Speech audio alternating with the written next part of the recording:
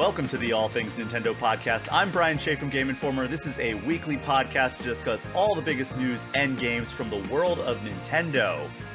Last week, I gave you a preview of Super Monkey Ball Banana Rumble, and today I'm going to be giving you my impressions of the other game that I played while I was in New York, Shin Megami Tensei V Vengeance. And on top of that, I will have a review of the latest Teenage Mutant Ninja Turtles game, and just as a tease here, it was not one that I will be recommending. I will be joined this episode by SMT Network Spencer Presley later on in the show, but I'm just going to start things off with just me talking to you about what's been on your minds. As a reminder, if you want to get any questions, comments, or topic suggestions in, you can get in touch with me through the free All Things Nintendo Patreon page or by emailing me, brian@allthingsnintendo.com. So I've had a good time doing this, so we are going to keep it rolling. I know last week's episode was super long, so we ended up skipping this particular segment where it's just me talking to you, but we've got 3 emails that I want to touch on. So this first one is a comment, I think more so than a question, and it comes from Dennis through email, and he says, I heard you on the Nintendo Dads podcast, which was a show that I did a couple weeks ago. Definitely go check those guys out. I just wanted to take the time to let you know how much I appreciate you continuing the All Things Nintendo podcast. I was disappointed hearing about the layoffs at Game Informer and in the game industry in general. I've been a gamer since 1987 when I got my first video game console, the NES. You shared on the Nintendo Dads podcast fond memories of your own dad playing and introducing you to the gaming world. Same with me, and similar to bringing him back into the fold of playing since the release of Nintendo Switch.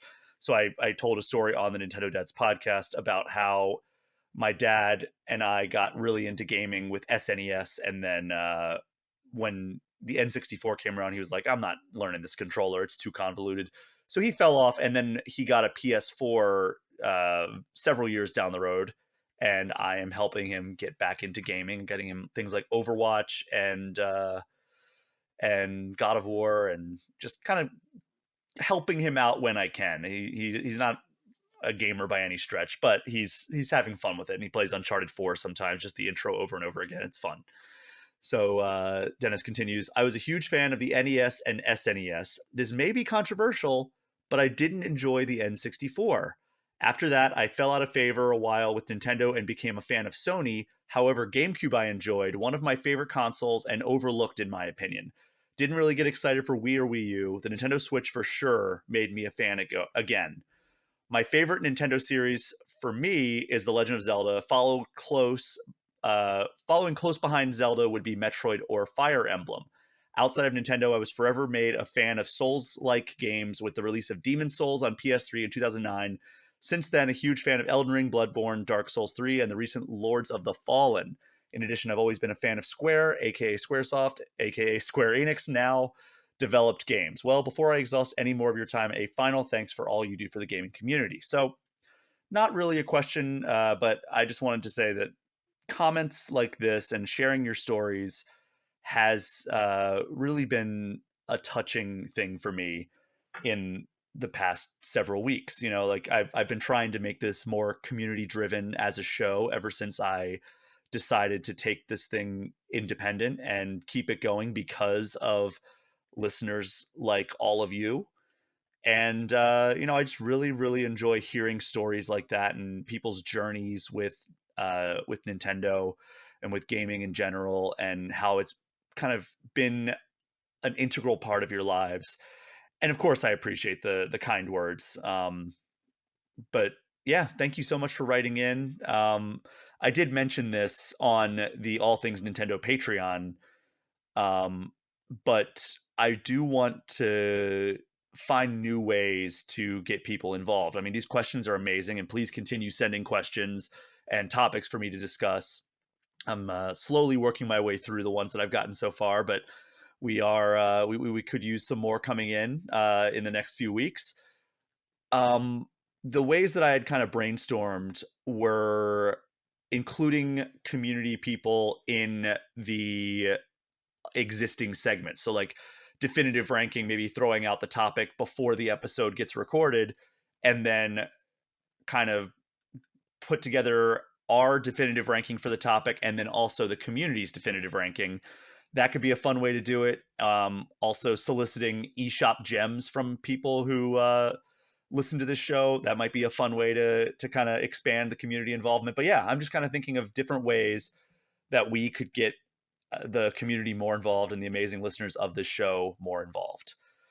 So thank you so much for writing in and sharing your story and your history with gaming. I really appreciate it. This next question comes from Peter via email. He writes, "Hi Brian, congrats on becoming independent. I'm a big fan of the podcast. Thank you. Here is my long question. I don't think it's that long though. Over the past few years, I bought much more games than I have time to play. That's relatable, which means I now have a huge backlog of games, both physical and digital. Since the Switch will finally get a successor in the next year or so, let's hope, I was wondering what will happen to those games if Switch 2 still doesn't have retro compatibility and they decide to shut down Switch eShop like they did with the 3DS and Wii U. Based on Nintendo's history and what you heard about Switch's successor so far, should I prioritize buying physical games only to make sure I can always play those on my Switch?" And then he ends it with, "And please bring subscription to Game Informer magazine online to Canadian customers." I would love to. I would love nothing more than to expand out the Game Informer subscription. Both, I mean, I think you can get digital if you want, but print is definitely US only for the time being. That is something that, unfortunately, as a result of us being such a small team, we had to start somewhere. This was a project that we've been working on a lot, trying to get it off the ground, trying to get a better way for people to get their print magazines. And a side effect of that is that it had to start US only, just for like the sake of rolling out in a manageable way. The first issues of those subscriptions are going out now. I received mine in the mail just today. I've seen other people posting on social media. Shout out to everybody who's sharing that they're getting their issues. That always makes me so happy to see that. Um, so the question on this, and I would love it for us to expand to additional countries. It's just going to be a matter of being manageable and being able to get that out there with kind of the small team that we have, and also the service that we have and the shipping costs and everything. I mean, I live in Minnesota, so I'm basically like a next door neighbor to Canada. But like international shipping, no matter where you're shipping, is more expensive. So there's a lot of calculations we would have to do there. That said, that's something that I have wanted us to do for a very long time. And I'm hopeful that at some point we will be able to, but we don't have anything to announce right now. But trust us when I say I and my teammates at Game Informer are noting all of the international customers who really want us to expand our subscription service out into other parts of the world. You're not unheard. You're not going unnoticed. We're taking note of all those. So thank you for continuing to want to support us. I'm sorry we don't have a great way to do it outside of digital stuff and consuming our content at other places for the time being. As for the Switch, I mean, we're going to get into this in the news segment today. There's been some new reports slash leaks slash rumors that we're going to be covering, and everything that we're seeing leads me to believe that the next Nintendo console, we're just going to call it Switch 2 for the sake of just not having to do like the sequel to the Legend of Zelda Breath of the Wild. We just call it Breath of the Wild 2 for the longest time. The Switch 2 is going to be backwards compatible. That's all the reporting and rumors and leaks and everything have led us to believe that. And I think that it would be a grave miscalculation on Nintendo's part to not do that, right? Like, this is their most successful console ever. The only thing that has beaten them in video game history, let alone just in Nintendo's history, the Nintendo DS and then the PlayStation 2. Those are the only two video game systems that have sold more than the Nintendo Switch. So with that in mind, a lot of people own Nintendo Switch games, both physically and digitally. And so it would be a huge mistake, I think. I think a lot of people would be upset Not only because so many people own massive libraries worth of games. I mean, think about all the amazing games that are on Switch. I've talked about it at length how so many of the Switch versions of long running franchises, like the definitive version, like you look at Mario Kart 8 Deluxe, that's like the definitive Mario Kart game. You look at Super Smash Brothers Ultimate, same story right there. Animal Crossing New Horizons, I'm sure there's some New Leaf loyalists out there, but I think that New Horizons is going to be looked at as kind of like the breakthrough entry for the series. And you can go down the line. So many of Nintendo's long running franchise Switch releases are among, if not the clear definitive entry in the franchise. Not to mention they've put forward a lot of Wii U titles. Even Wii games have been brought forward. It's it would hurt so bad, and it would be a hard sell, even for the most diehard of Nintendo fans, to just leave that incredible library that the Switch has built in the dust, right? Um, but let's look at the precedent. Say Nintendo comes out in June or whenever they're going to announce the Switch 2, and they say, hey, we're not going to support any Switch content. What then?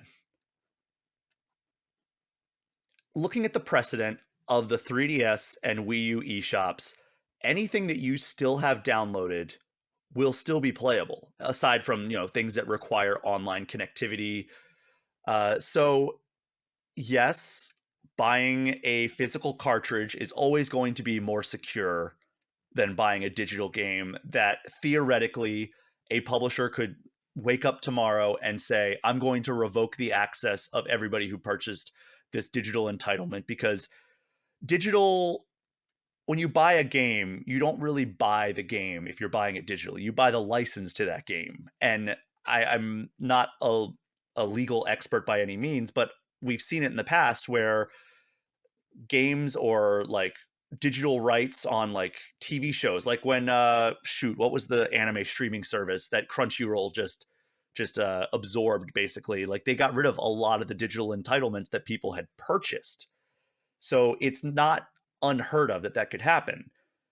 But Nintendo has not done that as of yet. Yes, there are some things on the 3DS, like the was it Rusty's I'm blanking on the name. The badge game that they put out on 3DS. That's no longer playable because it requires online connectivity. But the vast majority, if I wanted to go play A Link Between Worlds on my 3DS, the 3DS eShop is shut down, but I have that game on my 3DS. I can just turn on my 3DS as long as it's charged and play it. I don't think that Nintendo's going to, even if they did not put backwards compatibility on Switch 2, and then, 5 years down the road, they decide to get rid of the Switch eShop, anything that you own, you'll still be able to download for a long period of time. So they could shut down the eShop tomorrow. They're not going to, but they could. And you will still have access. You'll be able to download all the games that you have for another period of time. And in that period of time, what I would recommend people do is go and do what I've done. Buy like a 1 terabyte micro SD XC card. And then you just, because Switch games are so small, you just have unlimited storage, essentially. I mean, obviously there's a limit for everything, but I've not filled up mine yet. And I own hundreds of games. And then you just have those games. Doesn't matter what they do. If they're going to take it down, they're going to remove the eShop altogether. They're going to get rid of your ability to re-download stuff. Again, not what I'm predicting Nintendo's going to do. I'm predicting that they're going to build on what they're doing with the Switch right now, with the Switch 2, and they're going to just keep the same eShop. They're going to keep the same infrastructure. They're just going to upgrade the stuff more and more, rather than building from scratch the way they did going from the Wii U to the Switch.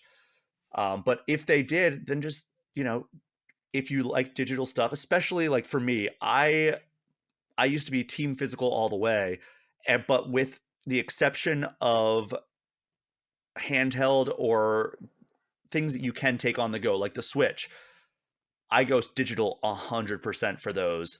I own maybe 2 physical Switch cartridges.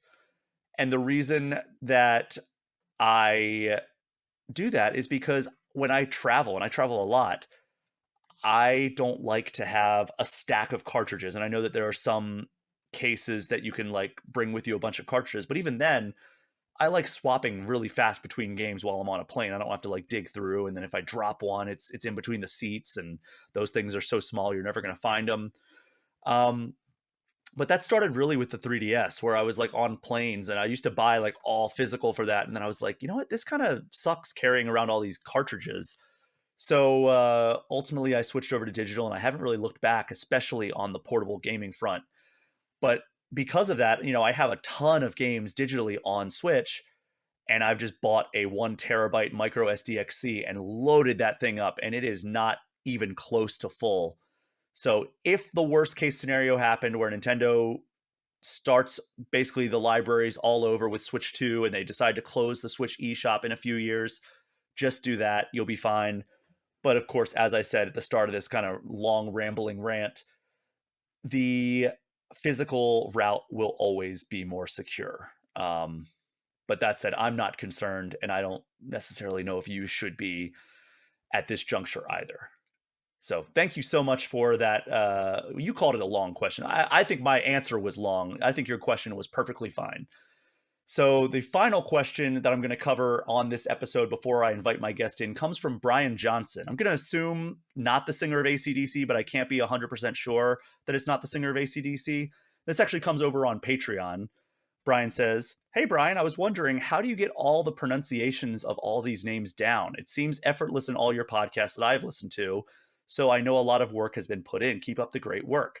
Thank you. I think it just comes from having interacted. A lot of the names that I pronounce are Japanese developers, and I've interacted with so many Japanese developers through my career that I've kind of learned how some of the inflections and different letter combinations are supposed to be pronounced. And I think even a couple episodes ago, I flubbed one pretty bad. But I just, I do my best. I don't know any Japanese. I I just try to really like, if it's a name I don't know, I do my best job to look it up and see how other people have pronounced it, especially like native Japanese speakers when it's a Japanese developer. But sometimes it's difficult for people like myself who are English speakers to make those sounds. But all you can do is the best you can do, right? So that's really it. Like I do a little bit of homework, but ultimately it's just kind of from experience and hearing how the developers have pronounced it themselves. So sorry I don't have like a magic bullet there for how to pronounce these names, but I really appreciate your compliments and writing in. And we're going to wrap up on the listener inbox Q&A right there for this episode. Again, if you'd like to get any questions in for future episodes, you can hit me up on Patreon or email me, brian@allthingsnintendo.com. For now, we are going to take our first break, and when I come back, I'll be joined by this week's guest to preview one game and then review another. We will be right back.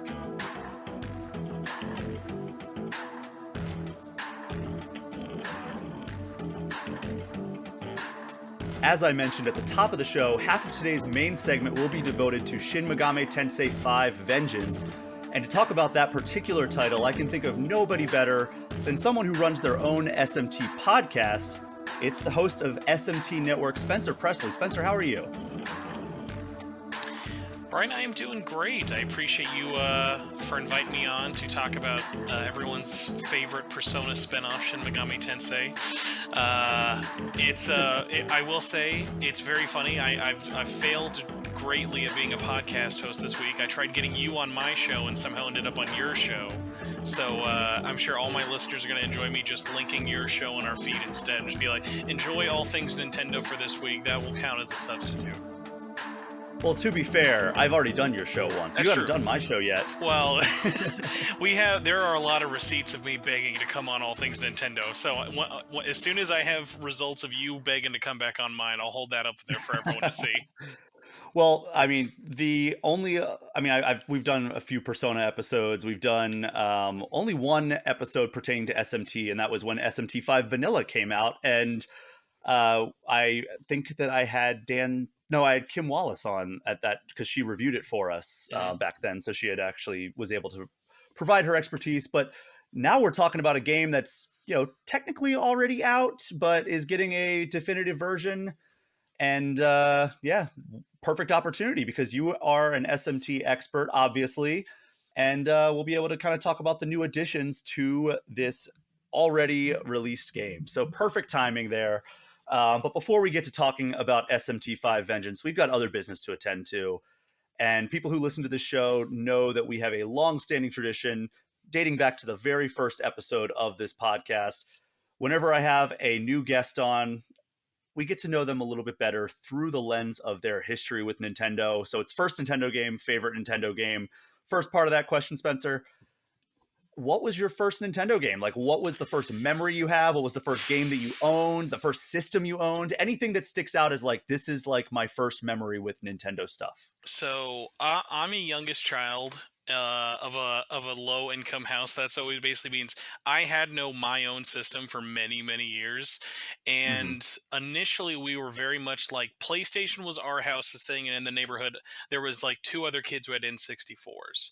So N64 was a very early memory. I was born in the early '90s of like you would play Super Nintendo, but all the games I would play on Super Nintendo were games no one wanted to play. Like N64 was the cool thing. None of my friends at the time were realizing that me playing ActRaiser was the real cool game to be playing.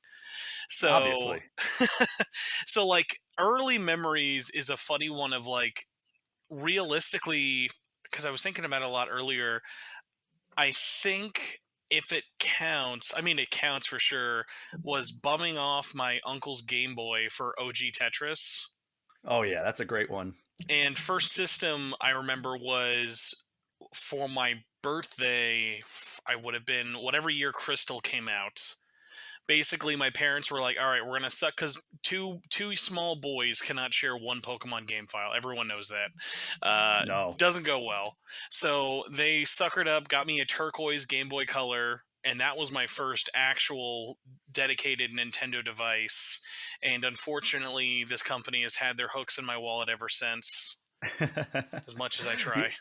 So that would have been 2001 is when Pokemon Crystal came out, according to the Google search I just did. I do not know that off the top of my head.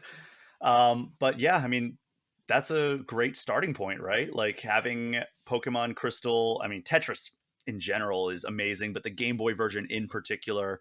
Tetris was also one of my first Nintendo games. I would go over, but it was the NES version. I went over to my aunt and uncle's house, and they had Mario and Duck Hunt, that cartridge, and then they had Tetris. And then, a couple other family members had other NES combinations like Legend of Zelda and Bubble Bobble and stuff like that. But like, those were like the formative games for me.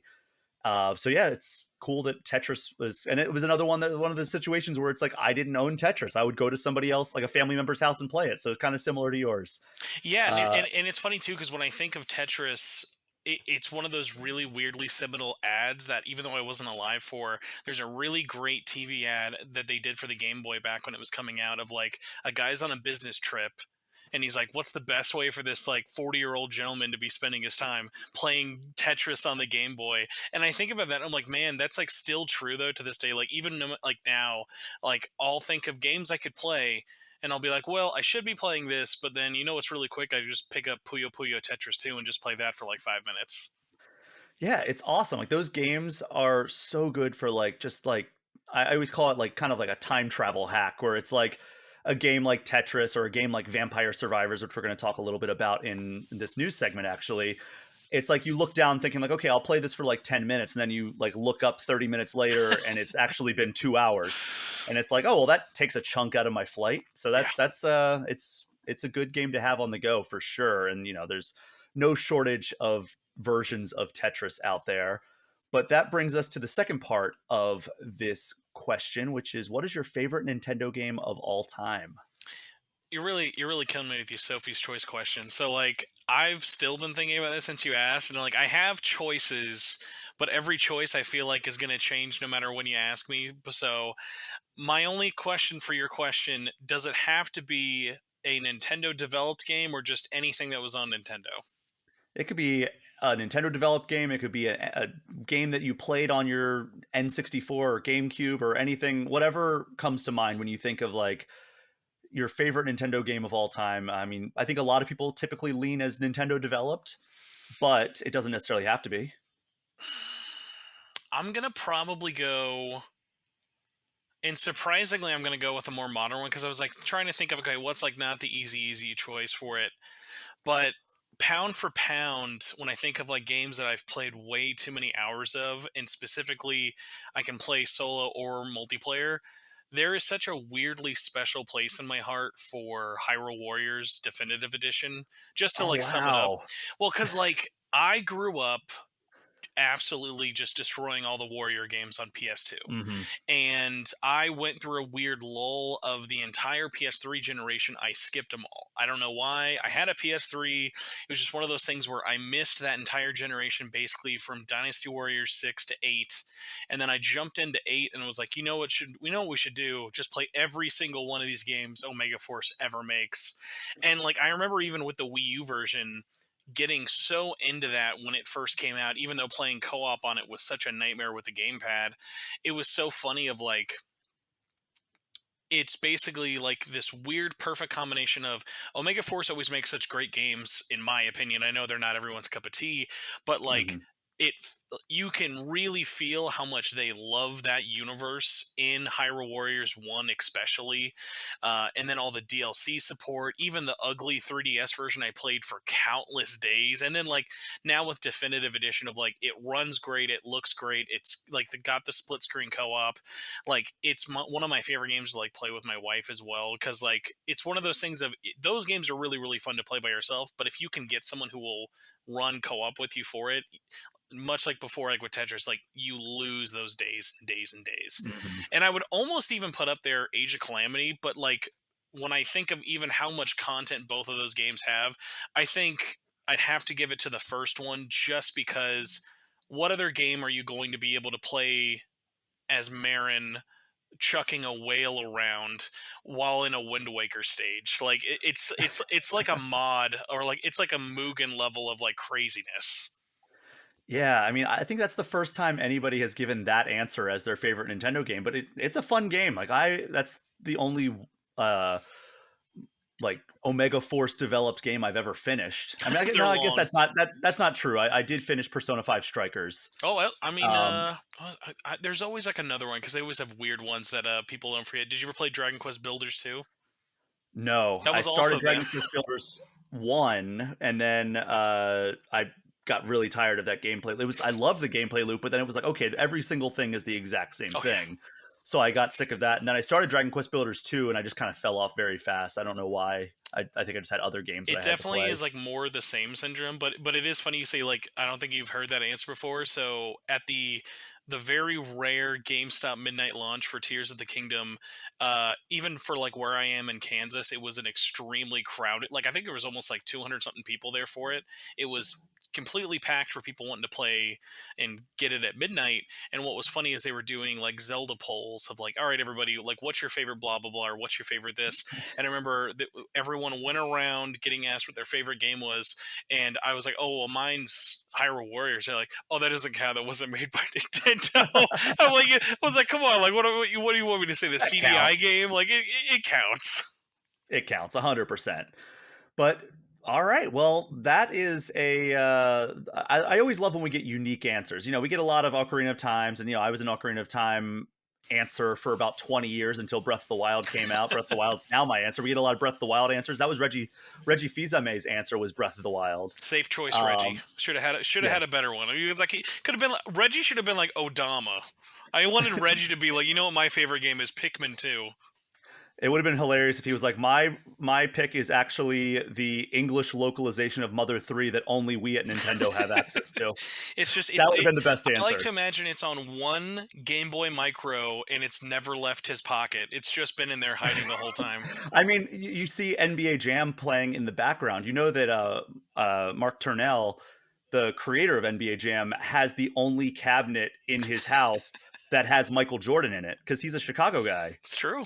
So, I mean, I would not be surprised if there is something, but then again, if they put all the money into to localize Mother 3, they would be fools at this point not to actually release it. But before we jump into the news here, talk to me a little bit about how you decided to go about starting a podcast devoted to SMT, and like how have you kept it running for so long? Because what, you're at like over 300 episodes now, right? Yeah, started in 2012, which doesn't Holy feel that crap. long ago, but also at the same time feels horrendously long ago. I mean, that was a different lifetime. Oh yeah, it was. I mean, it was even a different name when the show started. We were started it in a pre-Persona 4 Golden world. That wasn't even out yet. Man. So at the time, I was writing on a site called Gaming Union Network. So shout out to the three people who remember that site. And basically, the site was known for two things, and they're still around now. They exist as mostly like a big Final Fantasy page. They're called Final Fantasy Union and Kingdom Hearts Union, and they do a lot of great work and stuff over there. And Oh, I I've think I been watched Final Fantasy Union Oh yeah, YouTube yeah, they're pages really or big on YouTube YouTube videos. now. Jeez, why can't I think of that word? Yeah, they're really really big on there.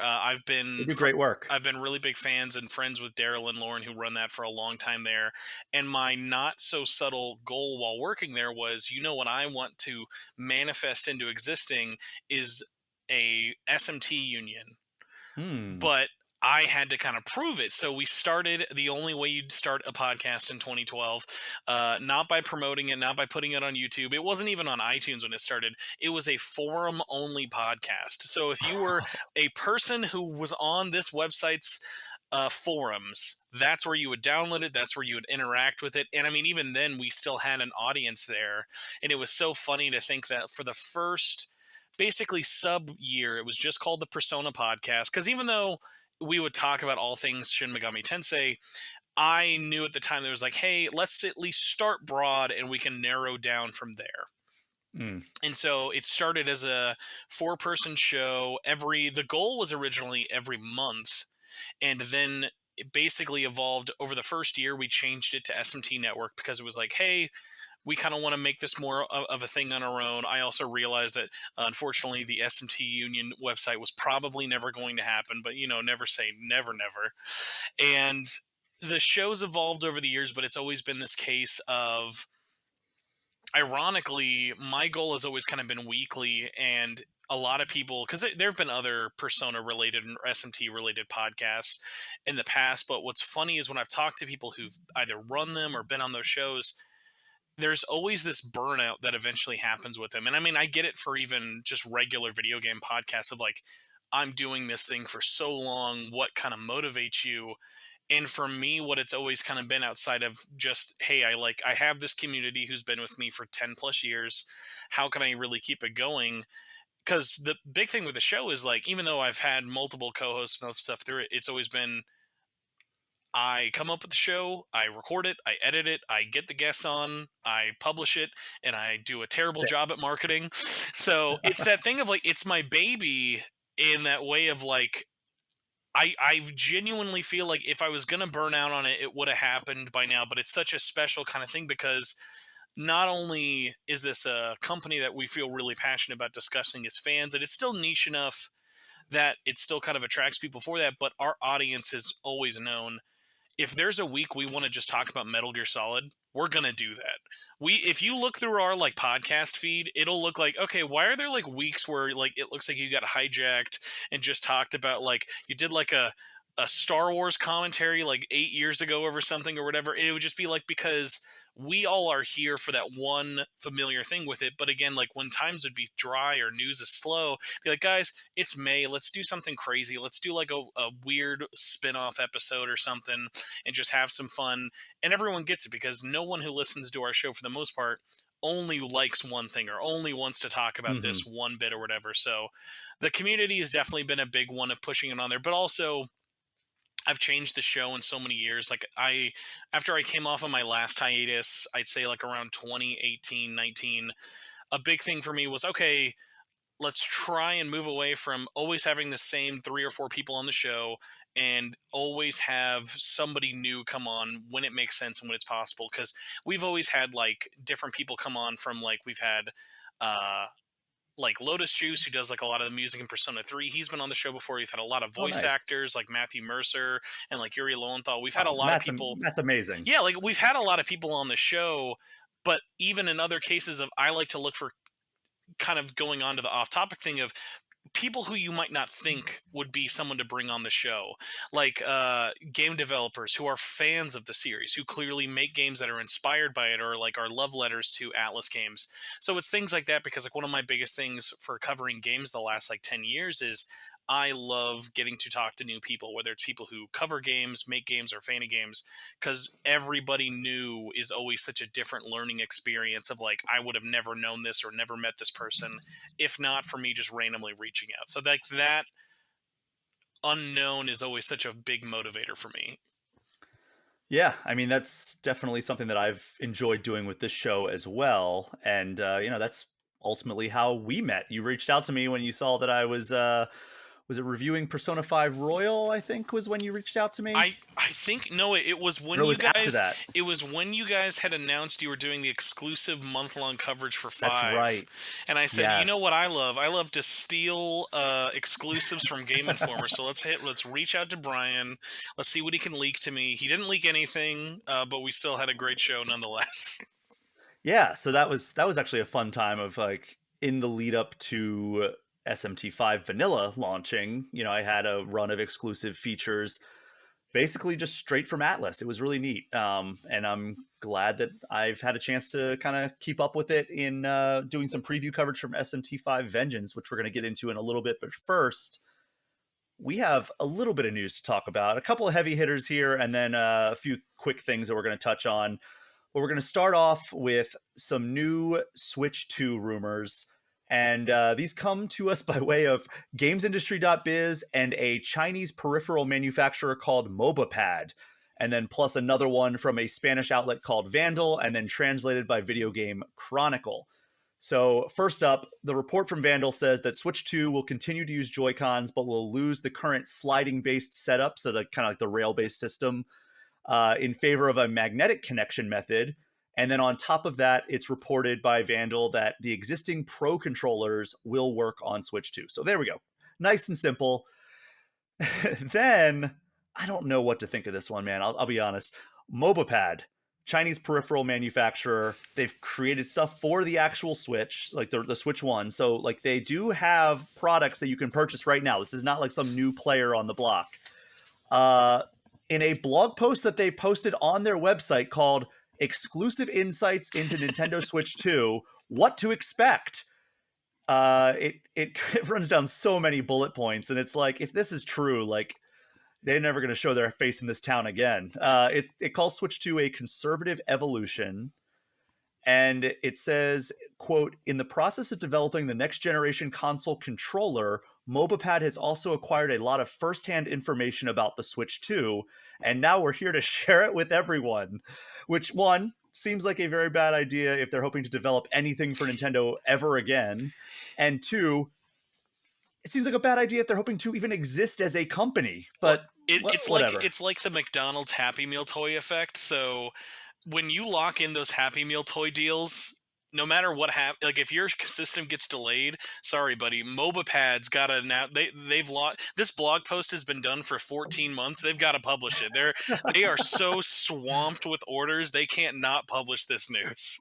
Well, that's why Sonic 3 and Sonic and Knuckles are two separate games.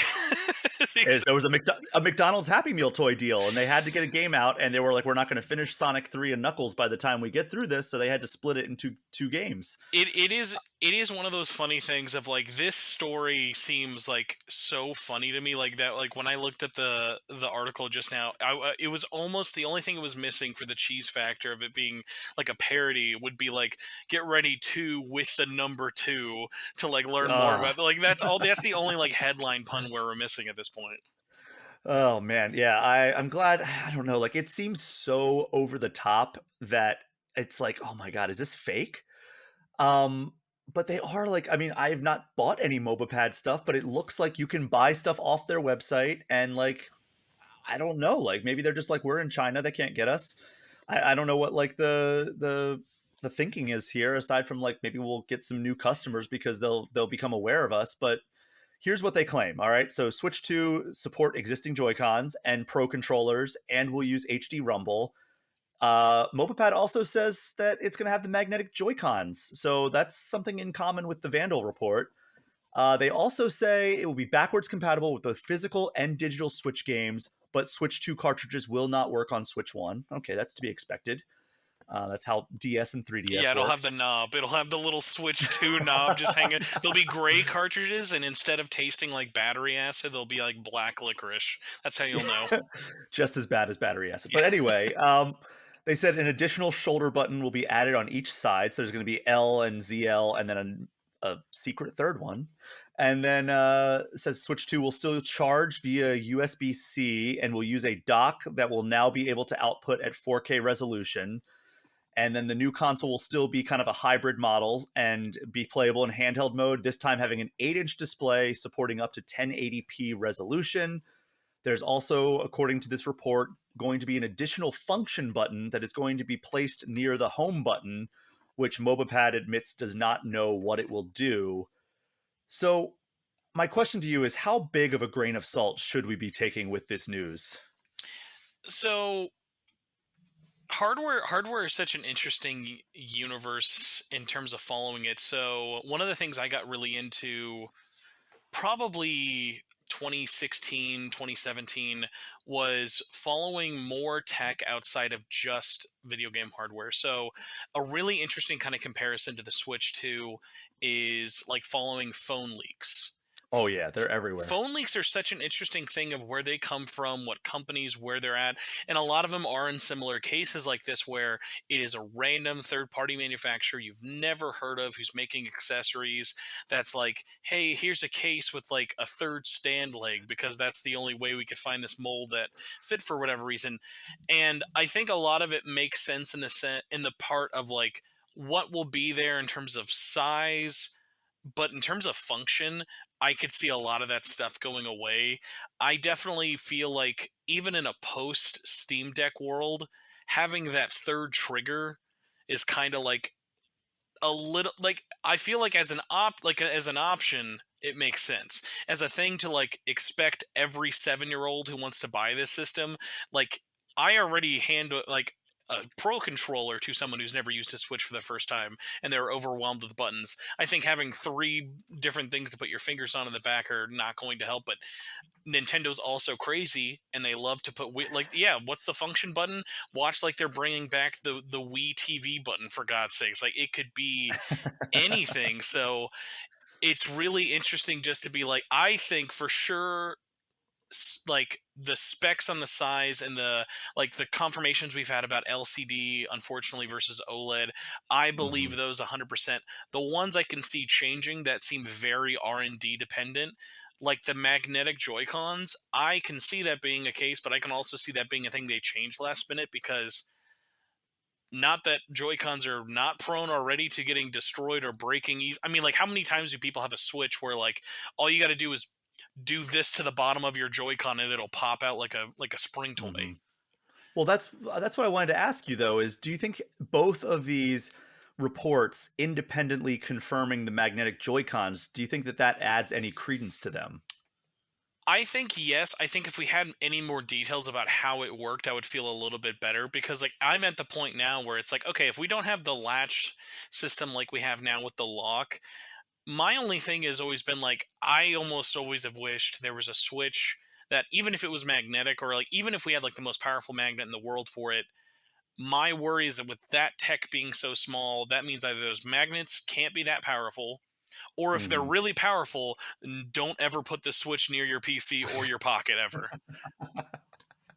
Yeah, you don't want to fry your phone or your computer. Yeah, and like I could see it still working in a lot of ways for it, but like there are other things where it's like, all right, well maybe you could put like a latch system, but then you get into the the kick the kickstand problem of anytime you have a part, whether it be small, large, or whatever, anything that opens up and closes, it's basically just a ticking time bomb until it breaks or stops working. For So sure. that's always the tricky part of where they're at with it. Personally, I feel like this is not a very popular take. I would rather keep Joy-Con uniformity even and lose the magnet because I think the magnet part will be cool. and then you'll never think about it again. Like the only thing where I would maybe get it would be like not for the system, but for like the little dog face accessory that no one ever uses anymore. Like for those, I could see the magnet being sense because I'm putting two magnets next to each other versus I'm putting it on this $350 tablet.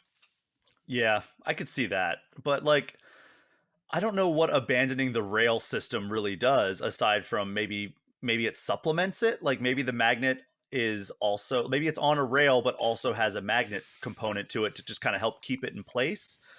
That's yeah, But I don't know. that's a good point too because that's also one of those big problems with it of like the little one button latch at the top clearly was not enough of it. And I mean with it being plastic to begin with too, it was always a thing of everyone wanted the Joy-Cons to be metal, but obviously plastic's the cheaper material to go with.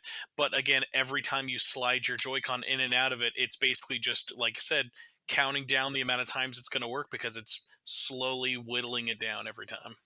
Oh, definitely. So I I don't know what to think at this point. I think we're probably going to learn more in June if I had to guess. I think that's probably going to be the That's big I feel like reveal. that's optimistic, man. That's I, I don't think we're going to get it I anytime this year. I think it's coming 2025, but I think we're going to get like at least like some sort of tease about it in June. Like I think that's going to be like their one more thing is like we're going to get a quick glimpse of them like showing like we're going to do a new system coming out in 2025, but we're not going to hear much about it then. I will say, especially with how much they are releasing so quickly, because I remember when they announced Princess Peach, Luigi's Mansion, and Thousand Year Door, I was like, oh, space those out every 2 to 3 months, and maybe I was thinking Paper Mario was going to be the big fall game.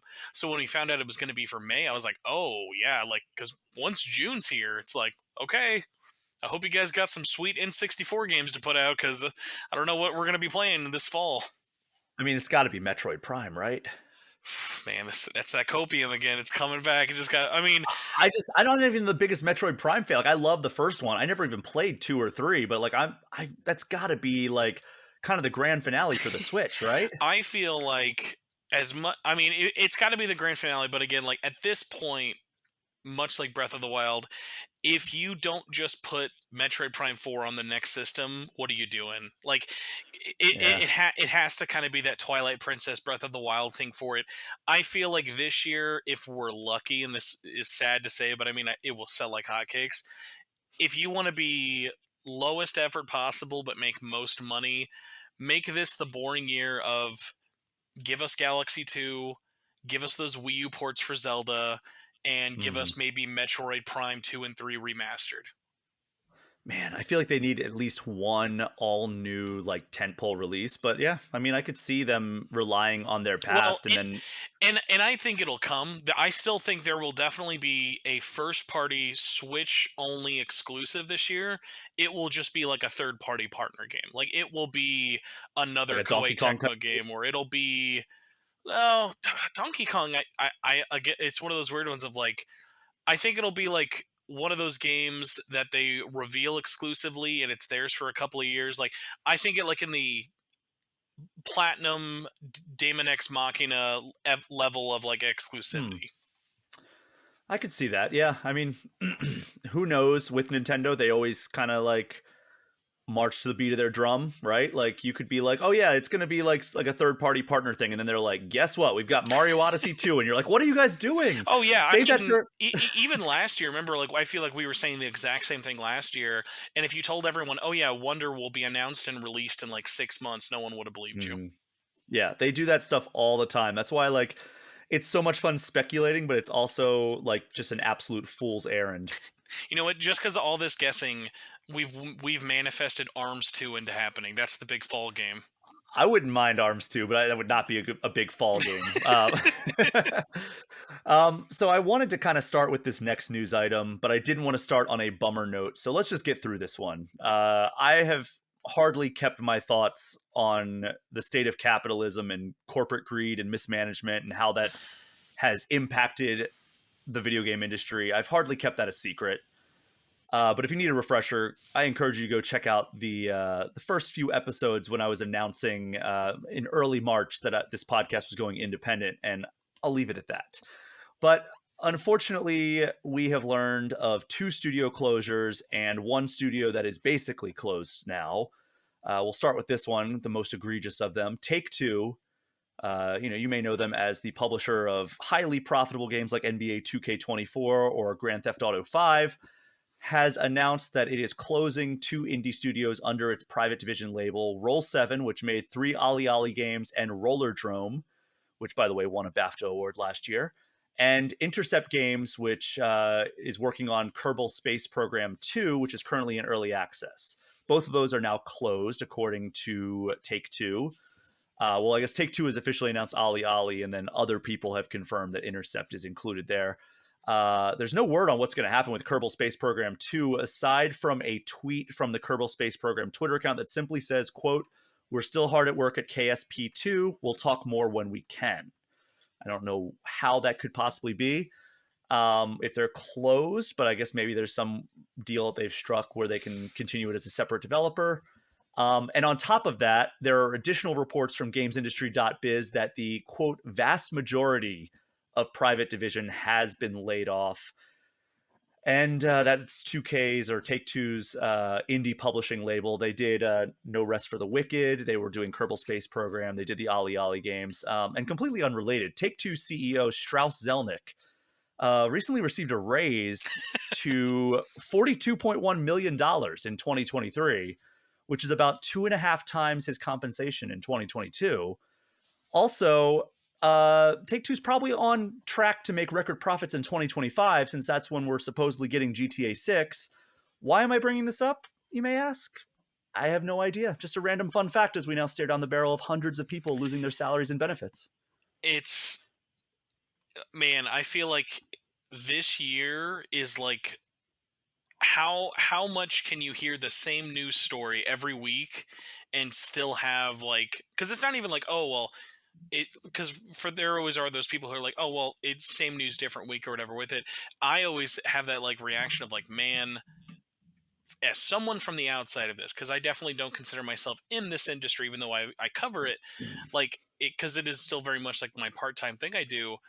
I've talked to so many people that it's been so interesting of like, from the outside perspective, for like people who care about this or interested in this, even like going back to like when the Atlus layoffs happened, mind you, a week after Yakuza and a week before Persona, like when those happened, there were so many talks we had on the show of like people who are like, I love this company and I love this industry and stuff for it, but like stuff like this are why people don't want to join our industry, because they see things like how this is being handled, and it's not exclusive to video game or tech as its own, but it's such a bummer, and you hate to see it. And also, it leads to like private division. I don't think people realize how big of a deal that loss is going to be, Yeah. especially if they don't announce a couple of things in terms of how that's going to be functioning. Because they remember, like, I mean, it wasn't even like 6 months ago, the giant AAA Game Freak game they're publishing with them. Yeah. So here, let me run down a couple of like some of the more noteworthy private division games. So The Outer Worlds, that was like their big coming out party. That Yeah. was like, the game from Obsidian that was basically like Fallout New Vegas but in space. Hades, one of the biggest indie games of all time. Ali Ali World, Rollerdrome, which, Roll 7, responsible for both of those, now out of business as well. Um, Salt Sea Chronicles, Kerbal Space Program 2, Penny's Big Breakaway just came out a couple months ago. No Rest for the Wicked just entered early access. And then, as you mentioned, Project Bloom from Game Freak, and then an untitled survival horror game from Bloober Team. So who knows what's going to happen with any of those deals? Like, does Take Two just publish it or and honor like existing contracts, or are they just like, oh well, this company no longer exists, it's null and void? So I have at least two examples of devs for games that I know that it works with, because that was also one of my big worries was when I heard this news, I was like, oh, is it going to be like the Adult Swim Games Warner Brother thing where these are all just going to disappear in a couple of months or not exist? All of those games that Private Division has either published, because there's a lot of differences. Like, so digital publishing for like No Rest for the Wicked and like some of the funding, like with the Game Freak titles, all of those still are being the IP is being developed and held by them. That's why, like, even with Outer Worlds 2, like, I'm trying to remember, it was like the year they bought Bethesda, not Bethesda, the year Microsoft bought Obsidian was the year Outer Hmm. Worlds came out. So there was a lot of big things of, okay, well, how can they put this on Game Pass if they don't really own it? It's because the IP is still held by the developer itself. So there's a lot of kind of different things with it of, I think in the immediate time, it's good that those developers still have it. Like always forget the name of the team who worked on Penny's Big Breakaway, but they own Evening that. Star. Yeah, so they own that IP. That's really good and stuff for them. But I'm not. I'm sadly not shocked that this news is happening. The sales for a lot of their last couple of games have been pretty soft. Penny's Big Breakaway, which really is a bummer to say. Like, I feel like that game was hyped up for a really long time, and then like the Shadow Drop, I feel like should have given it the momentum it needed, but it was releasing in such a busy month with so many big games, people still talking about Helldivers and other things for it as well, that it just kind of sucked up the air in the room and had such a long development and a bigger budget. Like, you compare it to a game that launched like the next month later, like Pepper Grinder, similar kind of thing of coming out of nowhere, releasing, has done a lot better. But it's those things of, there's regular indie expectations, and then there's private division take two indie expectations. And I know even Roller Drome was another good example of, that's a game loved by critics, sold really really soft, and like Yeah. surprisingly soft. Like, you saw they pivoted a lot in that way of moving up its exclusivity to other like consoles and doing other things like that, just because they were like, okay,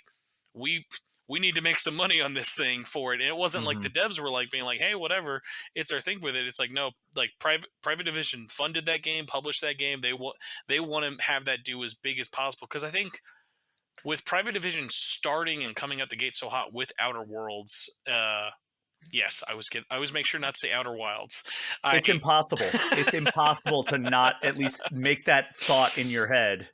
and Because they came out very close to oh, each other as well. same year and everything. So, and they're all space themed as well. But Yep. I think coming out with a game that big and coming from Take Two, especially, like, I think once Strauss made that announcement of preparing for layoffs, you had to kind of guess where it was going to come. And honestly, I'm actually kind of shocked they're going for the smaller fries. I was kind of readying myself for them to drop the upcoming BioShock game, or some of these games we've known about that are just like really expensive things that just no one's seen for like 10 plus years.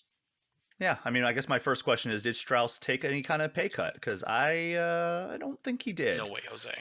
But in additional sad news, but seemingly less out of corporate greed and rather just kind of the state of the industry right now, Dutch independent game studio Kyokin Interactive, which put out Deliver Us the Moon and Deliver Us Mars, has laid off all of its employees aside from the two co-founders.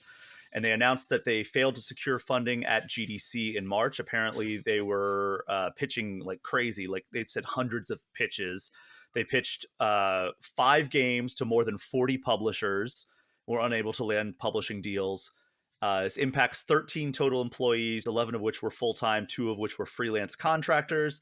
And back in March, co-founders, the Dietmans, Cohen Dietman and Paul Dietman, told GamesIndustry.biz that they had gone months without taking a salary to try to avoid this outcome, which sounds like the exact opposite of the situation over at Take Two. So, unfortunate news. Unfortunately, something that we have talked about a lot in the last pretty much year and a half.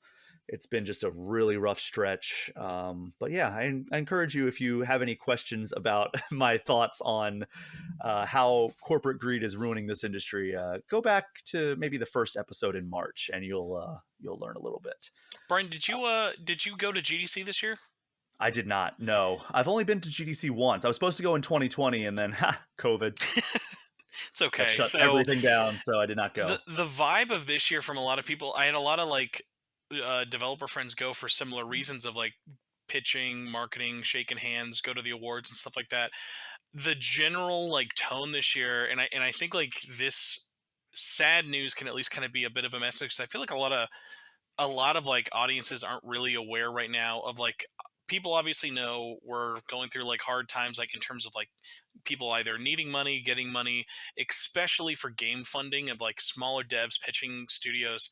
The funding is just not there, and when it is, it's getting sucked up immediately by all the first kind of like choices you would think in your head. So one of my big things I've been telling a lot of people is like, hey, if there's a studio that you like who's not AAA, support them the best you can in terms of buy their game digitally, tell your friends about it, do whatever, because like I think at least like this news is really a big bummer for it, but I appreciate the transparency of them being like, hey, we were pitching this, we wanted to do this, we haven't done a salary in like this long. But I mean, even in other ways for it, like I'm sure people out there might even be like, oh well, just throw up a Kickstarter, you'll get an easy 150 grand. That's not even the case anymore these Mhm. days. Like it's people look at crowdfunding and have such different expectations now versus 10 years ago. But this is a studio that is still exists, even if it is just with the two owners and stuff with it. Of if this is a company or this is a like thing you want to see progress on for it, telling people, hey, check out these two games, check out like their past backlog for it. Those sales are still going to them. Those sales still will show them and show other developers and publishers there's a market for it, even if they might have to change their scope from a 12-person team and needing a $100,000 budget to maybe a two-person team with a $50,000 budget. Yeah, and I mean those games were pretty well received as well. Yeah. Like Deliver Us the Moon has anywhere from the PC version, I guess it's confusing, but the Metacritic from PC is 68 and the PS4 is 77, and it goes up from there. But Deliver Us Mars, let me see what that Metacritic is. So it's not like these are like they're putting out like awful games. No. Um,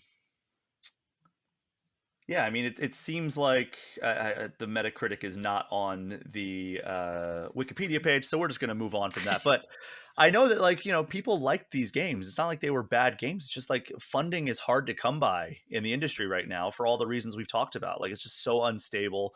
People are unwilling to take a risk, and it's really sad that like indie developers like this are the ones that are kind of the casualty for that from that angle. Obviously, there's a lot of AAA developers that are getting kind of laid off and not renewed their contracts and stuff like that. But ultimately, it's just like this state that we're in is taking a pound of flesh from pretty much everyone, and it's really sad to see. And it's gonna turn a lot of people away from wanting to come to this industry. And I mean, it's not like it's specific to this industry either. Like I see a lot of industries struggling right now, but like the games industry in particular seems to be getting hit really hard. I mean, I've said it before. It's like we live on the golden age of corporate greed right now, and just yeah, it's disheartening. But let's move on to a happier topic. We talked about Vampire Survivors. I've talked a lot about it on this show. It remains one of my favorite games to play, whether I'm on a flight or whether I'm just trying to kill some time. Developer Ponkel put out a surprise update this past week. It's a free update. They do this all the time, and I love them for it. Free update adds 7 new achievements, 1 new challenge stage, a new bonus stage, a new character, a new weapon, a new passive weapon, and a new power up. And then just next week, we're getting the next paid DLC, Contra Operation Guns, which comes out on May 9th. And in true Vampire Survivors fashion, it's only going to cost $2.50. Are you Brian, a Vampire Survivor sicko like I am? oh my god. Vampire Survivor is the only game that broke me of my I hate phone games rule. So when Vampire Survivor was first on PC, I think it was PC and Xbox, and then the mobile version came out after and between the Switch one. And it was so funny because I remember I was like, okay, it's free, let's check it out. I actually mostly wanted to check it out from a monetization thing because a friend of mine was telling me about how they don't like how the game makes money with its like, hey, even just something as simple as there's no ads, but if you want an extra life in your run, go watch this dumb mobile game ad and there you go. Or like if you want to give us like a couple of bucks and get rid of it for it.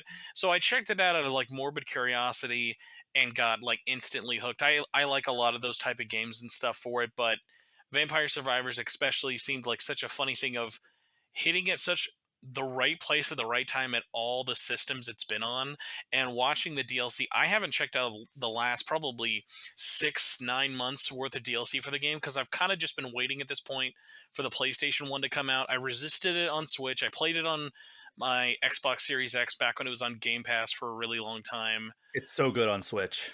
It is, but it's that thing of like I weirdly enjoy watching it on the big screen because it is just like such a cluster mess of everything coming at you.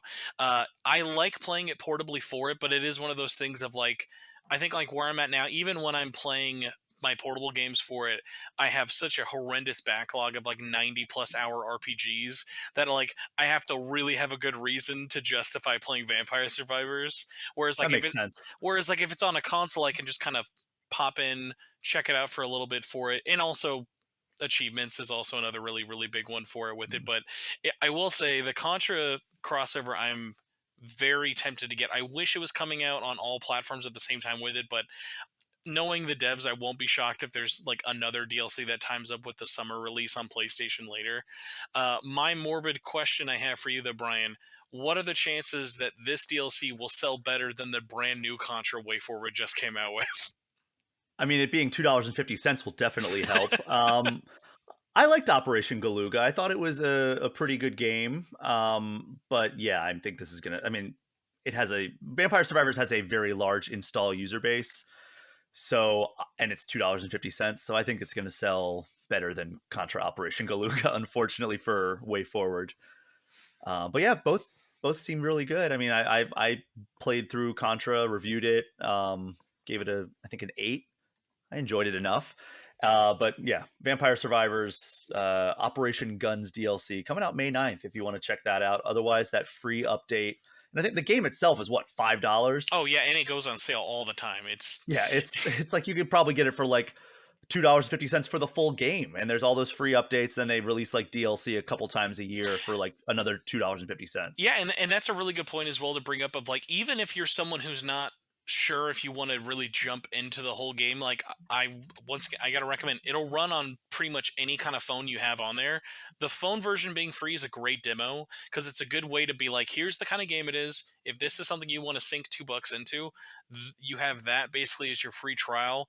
Most people have a way of kind of checking it out for it, but I mean, I think it even is still on like Game Pass for PC and Xbox as well. So like they make it really accessible to check out. But like again, it's like $2 or $3. I'll buy it for you. Just DM me. So, including the upcoming Operation Guns, if you wanted to buy Vampire Survivors plus all the DLC with no sales involved, it would only be $14. That's It's like a steal. four paid DLCs plus the base game. So yeah, that's incredible, and it's one of my most played games on my Nintendo Switch. Oh And I put man. that's also after I put like 15 hours into the Xbox version. Then it came to Switch, and I was like, okay, well, I'm gonna play it on Switch now. I'd be scared to know hours like for like if I combined all platforms how many hours I've played that game Oh actually. That'd God, be a dangerous one. because I also was playing the phone version before it came to Switch. So yeah, it's been a lot of vampire surviving. Um, so we got a new look at Super Nintendo World in Universal's Epic Universe that's opening in Orlando in 2025. And have you had a chance to go to any of the Nintendo Worlds yet? I keep asking him to fly me out there. I tell him I'm going to give you the best first person vlog review of this theme park you've ever seen. No replies yet, unfortunately. I do plan on going. I'm a huge fiend for theme parks, and I will say I've actually not had a lot of FOMO. I've seen a lot of the coverage from Japan. I think if I had to go to one right now, I would actually choose the Japanese Universal version just You because. absolutely should. But like I like the additions that are coming because I feel like at that point it's the difference of like, okay, I want to go to California Adventure year 1 versus year 5. Like, you know, it's just gonna get bigger and better. And I mean, like when I saw the like even Skycam footage that came out this week of like the Donkey Kong minecart, I was like, Mm. that's the kind of ride I want to go on. Like the Mario Kart thing seems fun, but like this an actual like outside ride, that's the stuff that I really like to do at amusement parks. Yeah, so looking at the stuff they put out for the Epic Universe version down in Orlando that's opening in I think spring Hmm. 2025, it seems actually very similar. This version of Super Nintendo World similar in setup to the Osaka location, which is definitely a good thing. I've talked about both my experience at both of the Super Nintendo Worlds that have opened so far, the one in Universal City by Hollywood and the one in Osaka. And the one in Osaka is just such a better experience. It's more spacious. It has multi levels. Like you come in on one level, you can go down, you can go up. The one in Hollywood is like flat and it's a lot more cramped, and there's no room for expansion really. So like unless they do some crazy renovations, you're not. I mean, they already said they're not getting the Donkey Kong Country expansion there, whereas the Osaka version and the Orlando version are both getting it.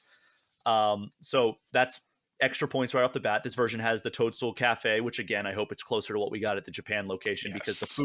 the food at the Japan location is so much better.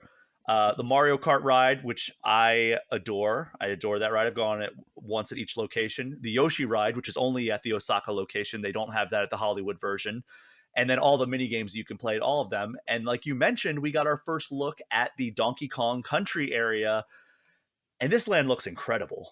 Like even though it was just an animated rendering of the area that like they released, the minecart madness sounds incredible. So they say it has jumps, it has dips, it has dives, it has zero screens, so it's not like augmented reality the way that like the Mario Kart. But by the way, the Mario Kart ride, I love the augmented reality of it. It really is immersive. Um, but having zero screens and having just like practical effects sounds so cool. And since it's outside, Universal says that like you, as you're just walking through it, hearing the music and everything, you'll see the runaway minecarts rolling through Donkey Kong Country, adding to kind of the ambiance. And it actually, like, because of technology, like they have like a way that it's like mounted on like a wall, so even though you're rolling through, it's able to like bank and it's able to jump. So like there's a an area where like you're blasted out of a barrel and it actually feels like you're flying and going landing on a track like they do in the Donkey Kong Country levels. So it looks out of this world incredible. I can't wait for this. Yeah, it got me really excited because that was one of my things I was worried from a roller coaster design of, okay, clearly this thing's not going to have any loops because they're not trying to kill anybody, but I really loved their kind of dedication because, like, that's honestly the practical stuff throughout the park. Like, right now, if I went, everything I've seen from all the parks right now are just, it's the window dressing is half the reason you want to go there, just to like look at the Goombas, look at the coins, look at everything in the background, all the little It's so Easter cool. eggs.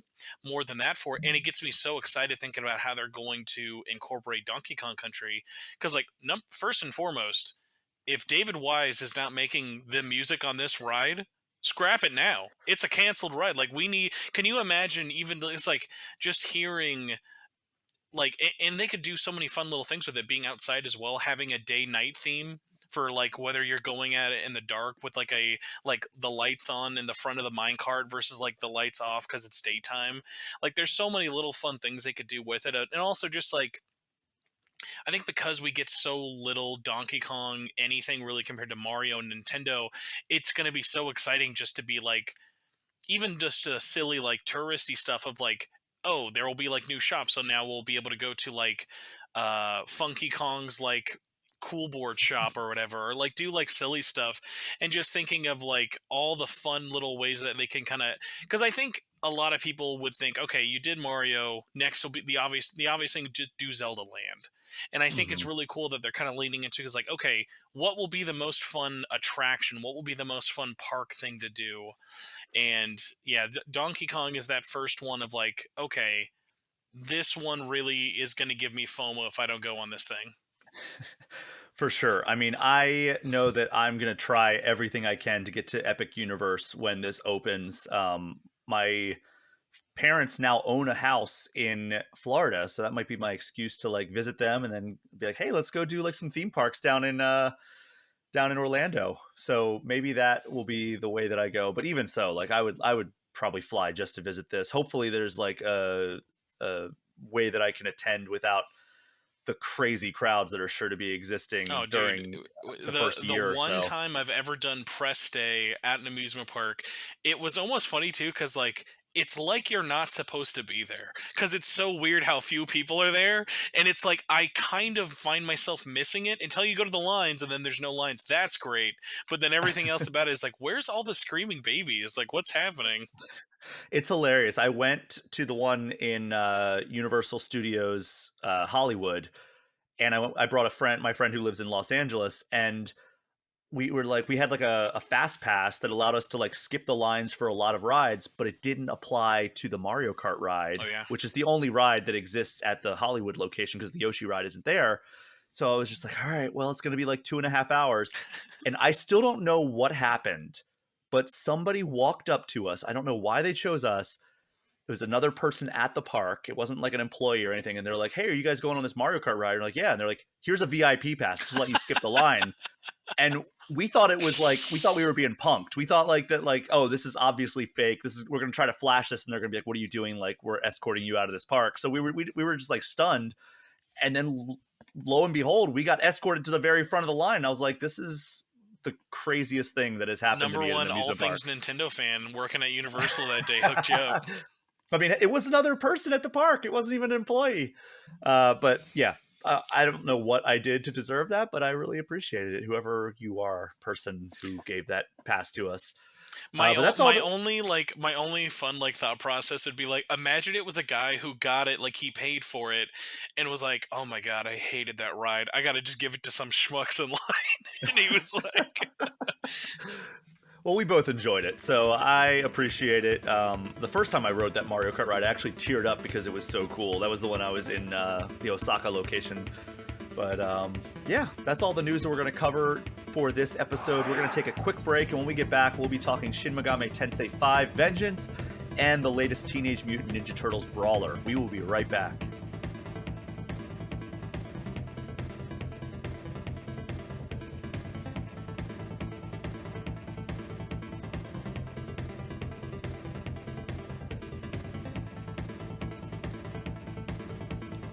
As I mentioned these past couple of weeks, I recently traveled to New York to get my hands on 2 games. One of those games was Super Monkey Ball Banana Rumble. You can go hear my impressions about that game on last week's show. But the other was Shin Megami Tensei V Vengeance. So before we jump in, Spencer, as a longtime fan of SMT, what are your thoughts on vanilla SMT 5? so much like with various other Sega RPGs, there's a cycle the internet likes to think exists of like, game comes out, love the game, hate the game, bash the game, repeat with new game. I'm not one of those people. I'm one of those weirdos. Like, if you looked at my tier list of SMT games, you would think I threw it at a dartboard and have never played any of them in my life. When in reality, I'm one of those sickos who, when you look up a game and you go, whoa, there was a pinball game for cell phones in Japan, I've played that cell phone game in Japan. So SMT5 is a really funny one. I remember that was like one of the last games, if not like the last Atlus game I actually got a review code for. So one of the always big bonuses I always give to Atlus compared to like other companies out there, and I mean other companies like NAS do a really good job with this too, but it's not always universal, giving you the game really far in advance because they know that these things are long and they take a lot of time. Boy, And I do they. remember with 5, a lot of our review circle at the time was like, okay, this game's really special and a lot of people are not going to like it. And that feeling was very interesting because of, it's doing something so different. It's so different than even like Nocturne, which had just come out previously that year as an HD remaster. Obviously, comparing it to a 3DS game like 4 is not really fair, especially like Strange Journey, but for the studio who's making it, for what it was trying to do, for the story it was trying to tell, it was such a weird special game. And like, for me, when I beat it, I soaked it in for a long time of like, this game has a lot of warts, but this is one of those games that I'm going to look back on in 3, 5, 10 years and be like, I really think this game is special. And it still hasn't changed after all these years. Cause it's really funny. It's like one of my like best reviews I've ever had is my review for SMT5 in terms of like reception, and it is so funny it is split down the middle because I was stupid enough to make that clickbaity title of, I genuinely think SMT5 Vanilla is a masterpiece. Now, obviously not a perfect game, but Mm-hmm. it's up there as like one of the greats for RPGs. And for everyone out there who will agree with me, there is an equal amount of people who completely disagree, and I totally get it. So the announcement, reception, and everything for Vengeance has been so wild because I think you've seen a lot of people who love the game, getting really, really excited for it. But now there's this whole group of people who are like, oh, I completely wrote this game off, whether I didn't want to play it on the Switch, or I didn't think it was complete, or I knew this was going to happen. Now that this is coming out, it's been so crazy of just being like, we've seen games like Persona 5 Royal before. You kind of know what you're getting into. It's the a plus oneified of it, whereas Vengeance is doing something so different with its two playthrough approach that it's like, I think, and I mean, hey, there's always time for them to stumble at the 11th hour. The closer we keep getting to release for this, I'm like, wow, this really seems like way more than just a re-release. Yeah, so let me run down for people who aren't familiar what SMT5 Vengeance is. So, like the elevator pitch is it's the definitive version of Shin Megami Tensei V, much kind of in the way that like Persona 5 Royal was, but it does so much in the way of like just making it a completely different game in some ways. So, it's a brand new storyline called The Canon of Vengeance, and the game lets you play which storyline you want. So there's the Canon of Creation, which is the original storyline from SMT5, or at a certain point you can choose to do the Canon of Vengeance instead of that original storyline. And the reports are that it each one could be up to 80 hours. So like Yeah. these are like two kind of completely different games stacked on top of each other, built on the same engine obviously and built like same mechanics and everything. So this one has new locations, new demons, new characters. One of them is Yoko Hiromani, and she is a mysterious girl who has like kind of the power to fight demons. I believe she's a saint. I'm not certain on that. I don't. I She goes to Saint Maria something Academy, but considering what this game likes to do with its female characters, they're all probably gods or something. Because like that's like the funny thing as well, is like, if you don't know about the lore of SMT5 Vanilla, there's so many funny things that like I've kind of had to go back and take for granted and be like, oh hey, I have to wait because there are people who don't know even like the early twists of that game, and it'll be so funny when this comes out because like you mentioned you pick which path you want. It's not like, oh, you pick it at the start and they're both two completely different playthroughs. That's the wild thing, is that there is still that base story still there with all of its multiple endings. And one of the things they haven't really talked about too much that I think I'm really, really curious about is, obviously I want to run through the Vengeance storyline. I really want to go back also and run through the original because I hopefully think they're underselling the new, because you think about all, they're adding all these new mechanics of quality of life features, new demons traveling around. Some of that has to be in that original playthrough, right? It would just seem oh yeah, so, it would seem so crazy not to. And then it makes you kind of wonder like, okay, does this then lead into the possibility of having even more new changes to the original? Because really at the moment they could have just split off the Vengeance playthrough and made it its own thing. yeah. I mean, they absolutely could have just done kind of like they did that with SMT4, right? Where they just put out like a Yeah. direct sequel. Yeah, Like they could so have done that for this, right? Vengeance is a funny thing of there are two games that had very similar developments to this, of like literally the exact same thing of the game comes out, we're going to work on the definitive edition. They've done this with SMT4 Apocalypse as well as Devil Survivor 2 Record Breaker. In Record Breaker's case, it was in development for so long they felt like they had to include the original game, and they added a new 30 plus hour campaign. And then for three, not for three, for Or Apocalypse, Apocalypse was all right. We're going to do a re-release, and they had so many drastic ideas that they felt it had to be its own sub-story. Because the funny thing is, with Apocalypse, it's not a sequel or a prequel. It's actually in its own different ending that's separate from all of four. So it's actually its own separate. Well, because listen, if you ever look up any of these games, don't think about the timeline. Don't think about it. Don't ever ask about the timeline. Everything's canon. Don't ask how anything, because you're going to find out the dancing games and the Q games and this game, they're all connected. They just never talk about it. So it's really funny that like listening to the dev diaries and even having talked to the devs about Vengeance, it's like it was supposed to just be a port. Because I remember even back in the day of talking to the developers, the original plan would have just been game comes out, maybe port it to PC, we'll go from there. Once the Nintendo Switch exclusivity contract's up, blah blah blah blah blah. mhm. And then they had so much left. Interestingly, the way they phrase it is like they had so many ideas of things they wanted to introduce. Because remember, this was like one of the longest announced Switch reveal games to release. It was announced at that January 2017 direct, and then came out November 11th, 2011. 2021. Point. So Yeah. is many, many years in development. They're working on a new engine they've never done before. So a ton of stuff was scrapped, not because it was just, oh, hey, we want to release this game as quickly as possible, just because they're working on such a crazy giant new world and so many different things with it. So it's been really funny of like now looking at Vengeance and their development of them talking about, oh, here were all these ideas we wanted to incorporate versus things that there are even things now we're seeing that like, oh, these weren't even original ideas. They were just like, how can we add on to this world?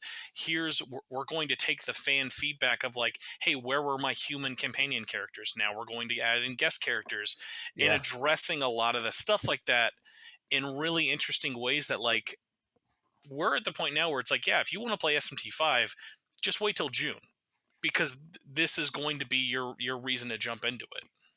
Yeah, and that's more or less what I'm doing because I played about 5 hours of the original, so like, not even through the tutorial at that point. Um I mean, let's be real. You got to get like 15, 20 hours deep before you stop seeing tutorial screens on the regular in like any Persona or SMT game. But I kind of fell off and I was like, okay, yeah, I'll check out SMT5 Vengeance. And then I played for 2 hours and I was like kind of like itching to get back to it. And I was like, well, I've got to wait till this game comes out in June. It's June 14th, if I'm not mistaken. And now it's kind of a hard wait to to do because like I'm really looking forward to it. So I'm going to run down kind of my experience with the game. I'm going to talk in a lot of vagaries because I don't want to spoil anything for people. It's a very like the story is a large component of why some people play this game, so I don't want to spoil anything.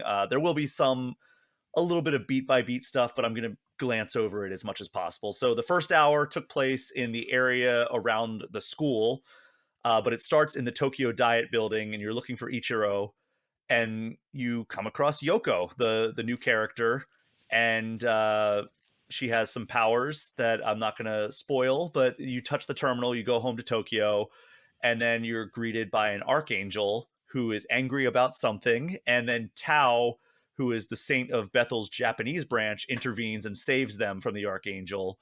And then you can kind of go around, talk to the party, talk to them, like kind of get their sense of like what's going on in the world, including Koshimizu, who is the director of Bethel Japan. And then just kind of went back to the dorm. But then the next day at school, because like during those conversations, Yoko's like, "Oh, I'm going to help you out in your mission." Yoko actually is introduced as a transfer student in order to stay close to the protagonist, since she said, "Well, we're going to be working together anyway, so we might as well go to school together." And then in the hallway, you see Sahori getting bullied, and a voice pops in asking her if she wants power. And Miyazu helps her, but she's worried about Sahori's injuries. And then like that becomes like a driving force for this next scene where Tao asks you to meet her on the dorm roof, and she's saying she wants to help Sahori with the bullies, but Yoko overhears, because I guess she's up on the roof for some reason as well, and tells Tao that if she truly wants to help Sahori, she'll need to kill the bullies, which is like it's in line with kind of the darkness of the storylines of both the SMT and Persona franchises, but like particularly the SMT, like they don't shy away from the darkness and like the really heavy storylines. Like I mean, look at Persona 3 Reload, which came out earlier this year. That's a storyline all about grief and kind of accepting that you're going to die and like what happens when somebody dies or what happens with grieving different aspects, whether it's like a parents getting divorced or somebody actually passing away, or even a tree getting chopped down that meant a lot to Not the persimmon your tree. family. No, come Yeah. on, Brian. The wound's still there. So it's the series is not afraid to shy away. And for people who are not aware, yes, Persona is a spin-off franchise from Shin Megami Tensei, so that's why we keep bringing that up when talking about It's these true. games. Back in our day, kids, they used to be called Shin Megami Tensei: Persona, and then they were like, "This is a really long title. We got to get rid of this."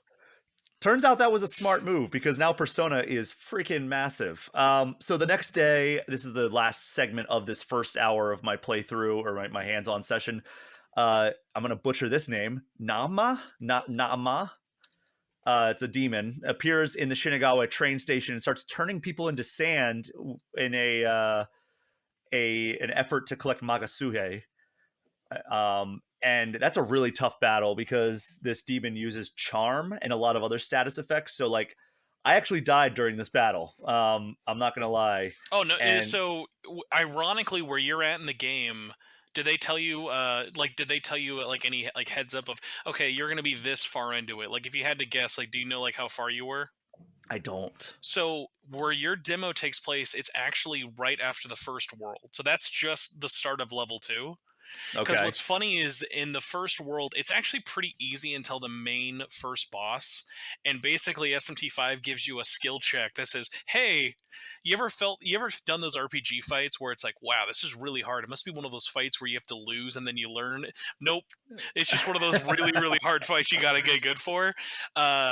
It has that skill check for it, and yeah, the members of the Kwaditsu, who I'm sure I'm butchering as well, they all seem insane to fight just because of their unique skills and everything for it. And yeah, like looking at the footage as well for their demo has been so interesting of like, wow, uh throwing in stuff this early and so different is so crazy because like all the stuff you're mentioning with the school, all of that's still there. The only thing that's different that they added to it so far with this has been that new character, but all that Hmm. other plot is all still there and stuff for it. So it's been so funny of like how early on they're kind of throwing in those little changes that like you would have thought, oh, okay, maybe later on down in the playthrough you're gonna get, but like they kind of start giving you left turns a lot earlier than they were even thinking they would.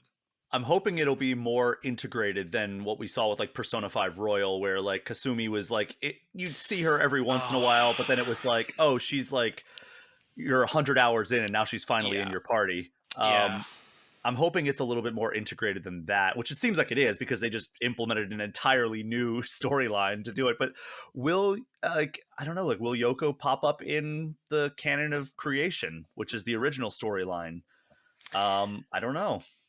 And it's so interesting too as well with it because even if not, there's other like aspects of it of like, okay, now that you've added the ability to have human party members, can I now have the human party members who were AI in the original game be controlled by me and stuff like that with it as well? So like, it's so kind of interesting because when they announced Vengeance, they originally were like the game is 50% the same no matter which playthrough you play, and I believe him Mm. with that. But originally they made it more sound like you're still doing the same first 50% no matter what. And I think Oh, what they interesting. mean by that is like beat for beat plot of like you're still going to the school for your second dungeon. You're then next going to have to like face off in the demon warrens, things like that. And then there is a very big like moment to like the second to last dungeon that I think is where they're going to have that big pivot depending on your playthrough. But Mm. it is funny of like adding in boss moments like this really make a lot more of a difference than like you said with Persona 5 Royal of like, yeah, there was new story in Royal, but like talking to Kasumi about how much she likes eating isn't really the same thing compared to fighting this giant sand demon witch who's going to completely eviscerate your world. But I mean, comparing it as well is also so night and day in terms of one of the new things in Vengeance is such a sad comparison. They added the dorm. That wasn't there originally. You didn't Mm. have your room. That the dorm was just a place you saw in cutscenes. Like there was so little real world Tokyo exploration compared to the rest of it. So it's been kind of so funny to even compare something as similar to being like, oh my god, there's a bed. I can go to my bed in this game now. You even get your own like mini terminal Yeah, in your dorm the room. little the little tiny terminal is very cute as well. Like I remember when they showed the screenshots of it, like the first reaction from people were like, "Where? What social link do I get to bring Aogami into my bedroom? Like, what do I have to do to get Aogami into my bedroom?" And this may answer your question about controlling the characters, but like my second hour was all combat focused, and it was a separate save file. And I met Tao at I think Jojoji Temple hmm in Shinjuku, and Tao and Yoko joined the party as guest characters. From my the builds they had on these characters anyway in the save file. Tao kind of had healing and light magic, and then Yoko had fire, electric, and dark attacks. Oh, So that really came in handy because, like, so much of the SMT slash Persona combat is so driven by like exploiting elemental weaknesses. So I really liked Yoko's combat, and you control both of them directly, or you can substitute them out for demons if you'd like. Which I tried to keep the human characters in my party as much as possible, but if they get knocked out, then and I don't have any healing items, then like swap them out for a demon then before I go into my next battle. But you transport to I'm gonna butcher, is it yep, it's Dot. Shinjuku, which is a completely new area for SMT5 Vengeance. And basically angels and cherubim are treating you as hostile. So like you get there and you think you're going to be welcomed, but they're like, oh no, you're an intruder, we're going to attack you. So you have to kind of battle your way through here. And again, not going to spoil anything, but two familiar characters from the original SMT5 pop up to give you advice for how to get rid of them or get past them, but it kind of seems like they might have ulterior motives. So some interesting stuff at play, a lot of different demons that I was battling. I do like that you can still recruit them. Again, I'm much more of a Persona guy than an SMT proper guy. So there are mechanics that I recognize, and if you're a Persona person like I am, you will recognize a lot of the mechanics at play here, but there's enough distinction between the two franchises at this point that it feels distinct. This even feels kind of more hardcore than the Persona franchise, but is there anything else that we need to talk about regarding SMT5 Vengeance? Yeah, I think there's a lot of important, cool little changes that are really going to go a long way for like new players as well as returning ones. Um, they didn't show this off too much in terms of the preview build, but what they've been showing off a lot of recently is expanded side missions. So with the way that the general dungeons and the overworld of SMT5 works is because it's these giant open zones, there would be sub missions and side missions that you could go onto as optional ones, but a lot of them were pretty shallow in terms of variety. It was going to be a lot of get me these 5 items, get me these demons killed, or things like that. Use And essence. yeah, so they've been doing a really good job of adding extra variety of there's now more friendly demons in the world that will give you different quests. And they're ranging from a lot more of like, hey, this one's actually a lot more story dependent of like this demon has specific beef with it for like any particular reason, or even just silly ones. Like I really appreciate something as silly as like they added basically who's that Pokemon, but for SMT of like you'll go to this demon, it'll be like, oh, I need you to find this guy, and you just have the outlet, like the outline of it. And if you don't know who that is, then you are gonna have a way harder time of like trying to find out. All right, who's this weird blacksmith with one leg and an arm? Like, like how am I gonna find this thing? Yeah, I mean they're doing some very cool stuff, and it's funny that you mentioned who's that Pokemon because I've heard people get sold on this game and this franchise just by saying it's like Pokemon but for adults. And that sells me on it too. And like that, having played like about 5 hours of the original SMT5 and then 2 hours of this version, like that isn't that bad of a comparison. No, I mean, especially in a post Scarlet and Violet world, their Hmm. formats are very, very similar as well. Even ranging from the fact of like, you will find demons in the world that are like, oh, hey, you're like 60 levels higher than me. I'm gonna run around you. Like they have it very much so that you can main path it, go through very much like that with it, but it's never that, oh, I don't know where to get. It's never so big. It's not even like, because I think like trying to describe it world wise, I think size of like a Scarlet and Violet makes a lot of sense for it compared to like even something like a Rebirth. Rebirth is way, way, way bigger for an open zone compared to something like this. And a lot of that I think also comes from it being a Switch exclusive originally. Hmm. I'd be kind of curious from you playing it even with your short time originally back in 2021, playing it because you were on PS5, right? No, I was on Switch. Okay, so Oh, playing you mean? Oh, you mean for the Vengeance. Vengeance? Oh yeah, it was PS5. So It was one only of on Switch, but for originally. yes. So for Vengeance, does it kind of still have that Switch HD port feel when you're playing it? Like, are you able to kind of like? Does it still feel like a modern RPG?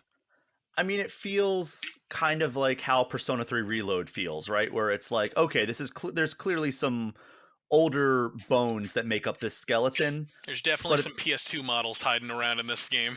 yes, so it definitely feels that way, but like no, not as archaic because it's a Switch game. But at the same time, like the every version but the Switch version Vengeance has improved performance and everything. So it does. I think it was 60 frames per second on PS5, which was nice. Um, and also better load times, obviously. My So, my secret hope, Brian, is that somehow the Switch version has worse performance than vanilla because they're adding oh so god, much new.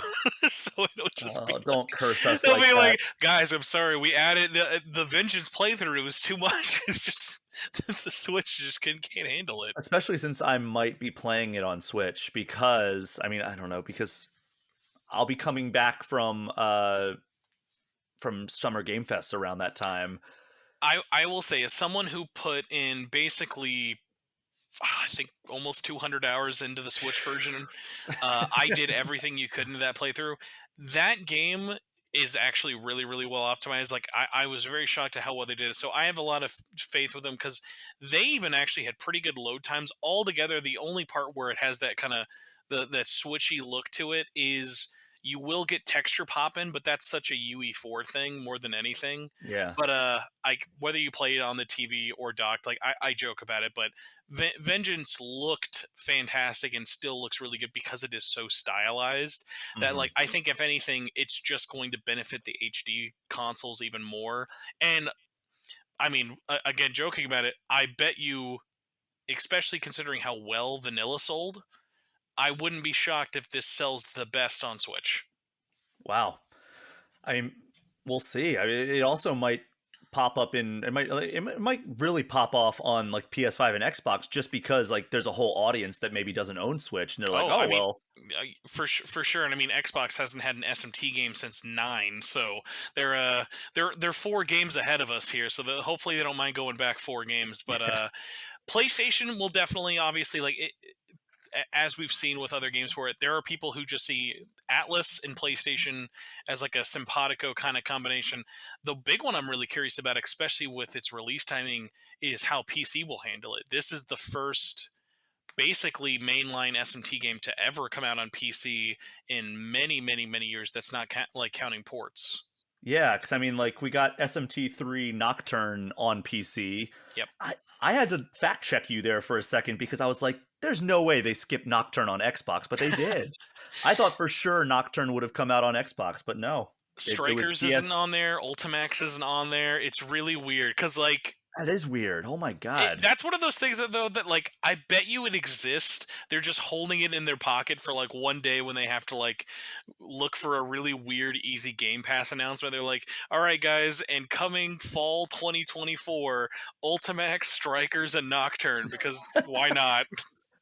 I mean, isn't Ultimax on Xbox? Ultimax is on Xbox 360, but is not backwards compatible. Persona 4 Arena is backwards compatible, Oh, and okay. that will never make sense. God.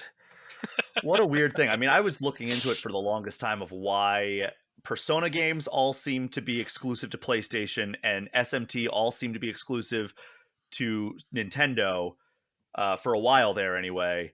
And thankfully, those barriers have been broken down because it was such a nightmare to not be able to play Persona 4 and Persona 5 on my Switch. Like, and then we're right back to it though, because Persona 3 Reload, which could probably, I mean, I'm no game developer. I don't know any reason why that could not run on a Switch, That right? could, Like, yeah. it's That basically what if Persona 5 but Persona 3? I'm gonna be honest. I think that even when I see Metaphor, but that's also because Metaphor looks like it's barely running at 30 frames on a PS5. So a Yeah. large a large part of that is that team likes their very, very old engine that they've been using. The joke that was for the longest time last year was, I still can't believe Soul Hackers 2 isn't on Switch. That's the one that I'm like, that's so wild to me that still never got ported. That might be because it sold 2 copies, but I also bought both of those copies. Yeah, there's a lot of games that's like, why that doesn't make much sense, especially in Atlus's catalog. Oh, I But mean, like, remember, Brian, like, Atlus didn't have a Switch game until TMS in 2020. wow, is that Wow. January 2020, Tokimura Sessions Encore, a game I guarantee everyone listening to this probably has not played, but should play because it's fantastic. Uh, yeah, it was It's so the funny how many crossover years it between took. SMT Persona and Fire Emblem, Yep. right? Hmm. Okay. I started it again, just kind of fell off. But that was a Wii U exclusive initially, and then I remember all of the people at Game Informer who were huge SMT and also Fire Emblem fans were ecstatic about that, and everybody else was like, "Eh." Yeah, well, hey man, that's that game. I will never forget. One of my favorite interview questions I ever asked somebody at Atlus was, okay, because this was around the time TMS came out. I said, Nintendo's publishing this worldwide. I've got to know at a more, because it was, even at the time we knew what a weird concept it was of like so J-pop heavy. It's really Mhm. big into like Fire Emblem. It's like it feels way more like a Fire Emblem game more than anything, but it's not being made by Intelligent Systems. And I remember asking them, I said, if Atlus had to publish this themselves, not Nintendo, like let's say they did a Xenoblade thing, where they're like, hey, Xseed, you can have it. We don't want it. We made it, but you can publish it. And I remember asking them, and I said, do you think Atlus would publish this game? And they said no. They Wow. developed Okay. that game, and they'd be like, no, we wouldn't even publish this game. And not even from like a, oh, we don't like it. It's because it's such a, and now this is specifically for the West. This is in terms of a, like, because like this is such a Japanese game, marketed, made. It's like what you're gonna need, like your friend Spencer to sit down next to you when you buy this game and be like, all right, listen here. These are these are idols. This is not weird. I promise she's 18. Nothing funny is gonna Oh happen. They're boy, all just singing. They're all just singing. That's all they're gonna do. we can handle that. But let's wrap up on SMT5 Vengeance. It comes to Switch and every other major platform on June 14th, and as I mentioned, unfortunately, all the other versions outside of the Switch exclusive version will bring better performance than the original Switch exclusive vanilla version. If you don't mind the Switch exclusive vanilla version's performance, then I mean, they seem to indicate that it's going to be similar to that in performance. I don't know. I did not get my hands on the Switch version. But yeah, June 14th is the day to circle there. Let's move on to a pretty quick review that I want to give because it's a pretty quick game. Teenage Mutant Ninja Turtles Arcade Wrath of the Mutants. So this is a side-scrolling beat 'em up, like, I mean, to be fair, like the best TMNT games are. Turtles in Time, 89 Arcade, Shredder's Revenge. Those are the best Ninja Turtles games. Same genre, takes a lot of inspiration from those games. So this has 6 levels, including 3 new stages for this home version. By the way, this game came out in 2017 in arcades. They decided a couple months ago that they were going to port this, or I guess they ported it last month over to home consoles. Uh, lots of new locations, lots of new bosses. Everything was added into this game, and I had New high voice hopes. acting too. New voice acting from the 2012 animated series voice cast, because that's what this game is based off of. And it's weird because I had high hopes because Raw Thrills, which is one of the developers of this, also put out Cruisin' Blast, which was another port from an arcade game that they had put out earlier. And that game rules. I talked about it, I think, on like the second or third episode of this podcast. I love Cruisin' Blast. I think that is an amazing arcade style throwback racer, and it's available on Switch. So you should definitely check that out. You shouldn't check out TMNT Arcade Wrath of the Mutants. It has repetitive combat. You can do turtle powers. So like Leo, for some reason, forms a tornado. Raph drums on the ground. Donatello shoots electricity, and Michelangelo is the only one that makes any sense because he just like throws a No. pizza up in the Oh air, no, and I then can't even disagree more. He's throwing pizza away. He should be like a pizza that's magnet. fair. Why would Michelangelo of all the turtles throw all this explosive pizza away? I'm just saying, how why is Leonardo forming a tornado by spinning with his swords? It doesn't make any sense. Spinjitzu, that's the only reason I can think. But but they are like they're all the same. They clear the screen, right? That's what their purpose is. You get a gauge filled up, and then you can pull off this attack. Thankfully, it doesn't take any health away from you like the older games. But like, there's also like a power up that you can get that just calls on either Leatherhead or Metalhead to like help you clear a screen as well. But it's the same enemies over and over and over again. It's like, all right, you can only fight so many Foot Clan or Krang minions as you go through these levels. They all say the exact same voice lines over and over again. Like these levels are anywhere from like 7 minutes to like 15 minutes on the upper end, and you hear the exact same voice line like probably 20 times in the course of a level. And not only that, but every time you do any move as the turtles, they're going hiya, hiya, and it's just like constant, just like assault on your ear. It's the most annoying sound design I've ever heard in a Ninja Turtles game. It may be up there in terms of like overall awful sound design and like annoyance. I after the second level, I was like, I can't do this anymore. I turned the volume off and I put on my own music or podcasts. The other thing that sucks is the enemies, like the older TMNT games, like Turtles in Time, there would be a problem where like enemies would be off screen and they'd be able to hit you or like throw stars at you and stuff, but eventually they would come on screen. With this, they will stay off the screen for a long time. You'll just see projectiles coming from out of view, hitting you. You don't have any dodge button or anything like that. So like you just have to accept it basically. They don't really do that much damage, but like they just keep chipping away at you, and every time they hit you, they stop you. Like like it stuns you for a second. So like you'll be in the middle of a combo against an enemy and it's like, "Oh, you're stunned out of this." And like because they're so accurate, it's just like it drives me crazy. Like just trying to defeat an enemy becomes like a really annoying thing. And then we get to the bosses, okay? The bosses take from like the like a lot of the iconic enemies. They do the 2012 models and everything, which they're very hit or miss for me. I was I gonna was say it's the weirdest time for them to release this game for many reasons. The fact that like it's two TMNT reboots ago. That's how long it's been. There was that 2D one, and then there was the new one for the movie last year. So it's like it's so weird to see them go back to it because like I'm someone who puts up with that look, but yeah, that it's not a universally loved art style for the turtles.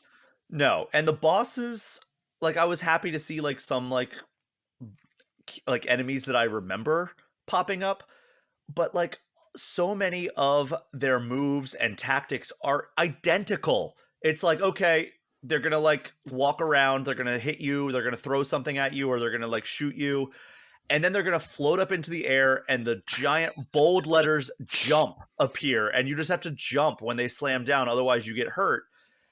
And that's 95% of the bosses in this game.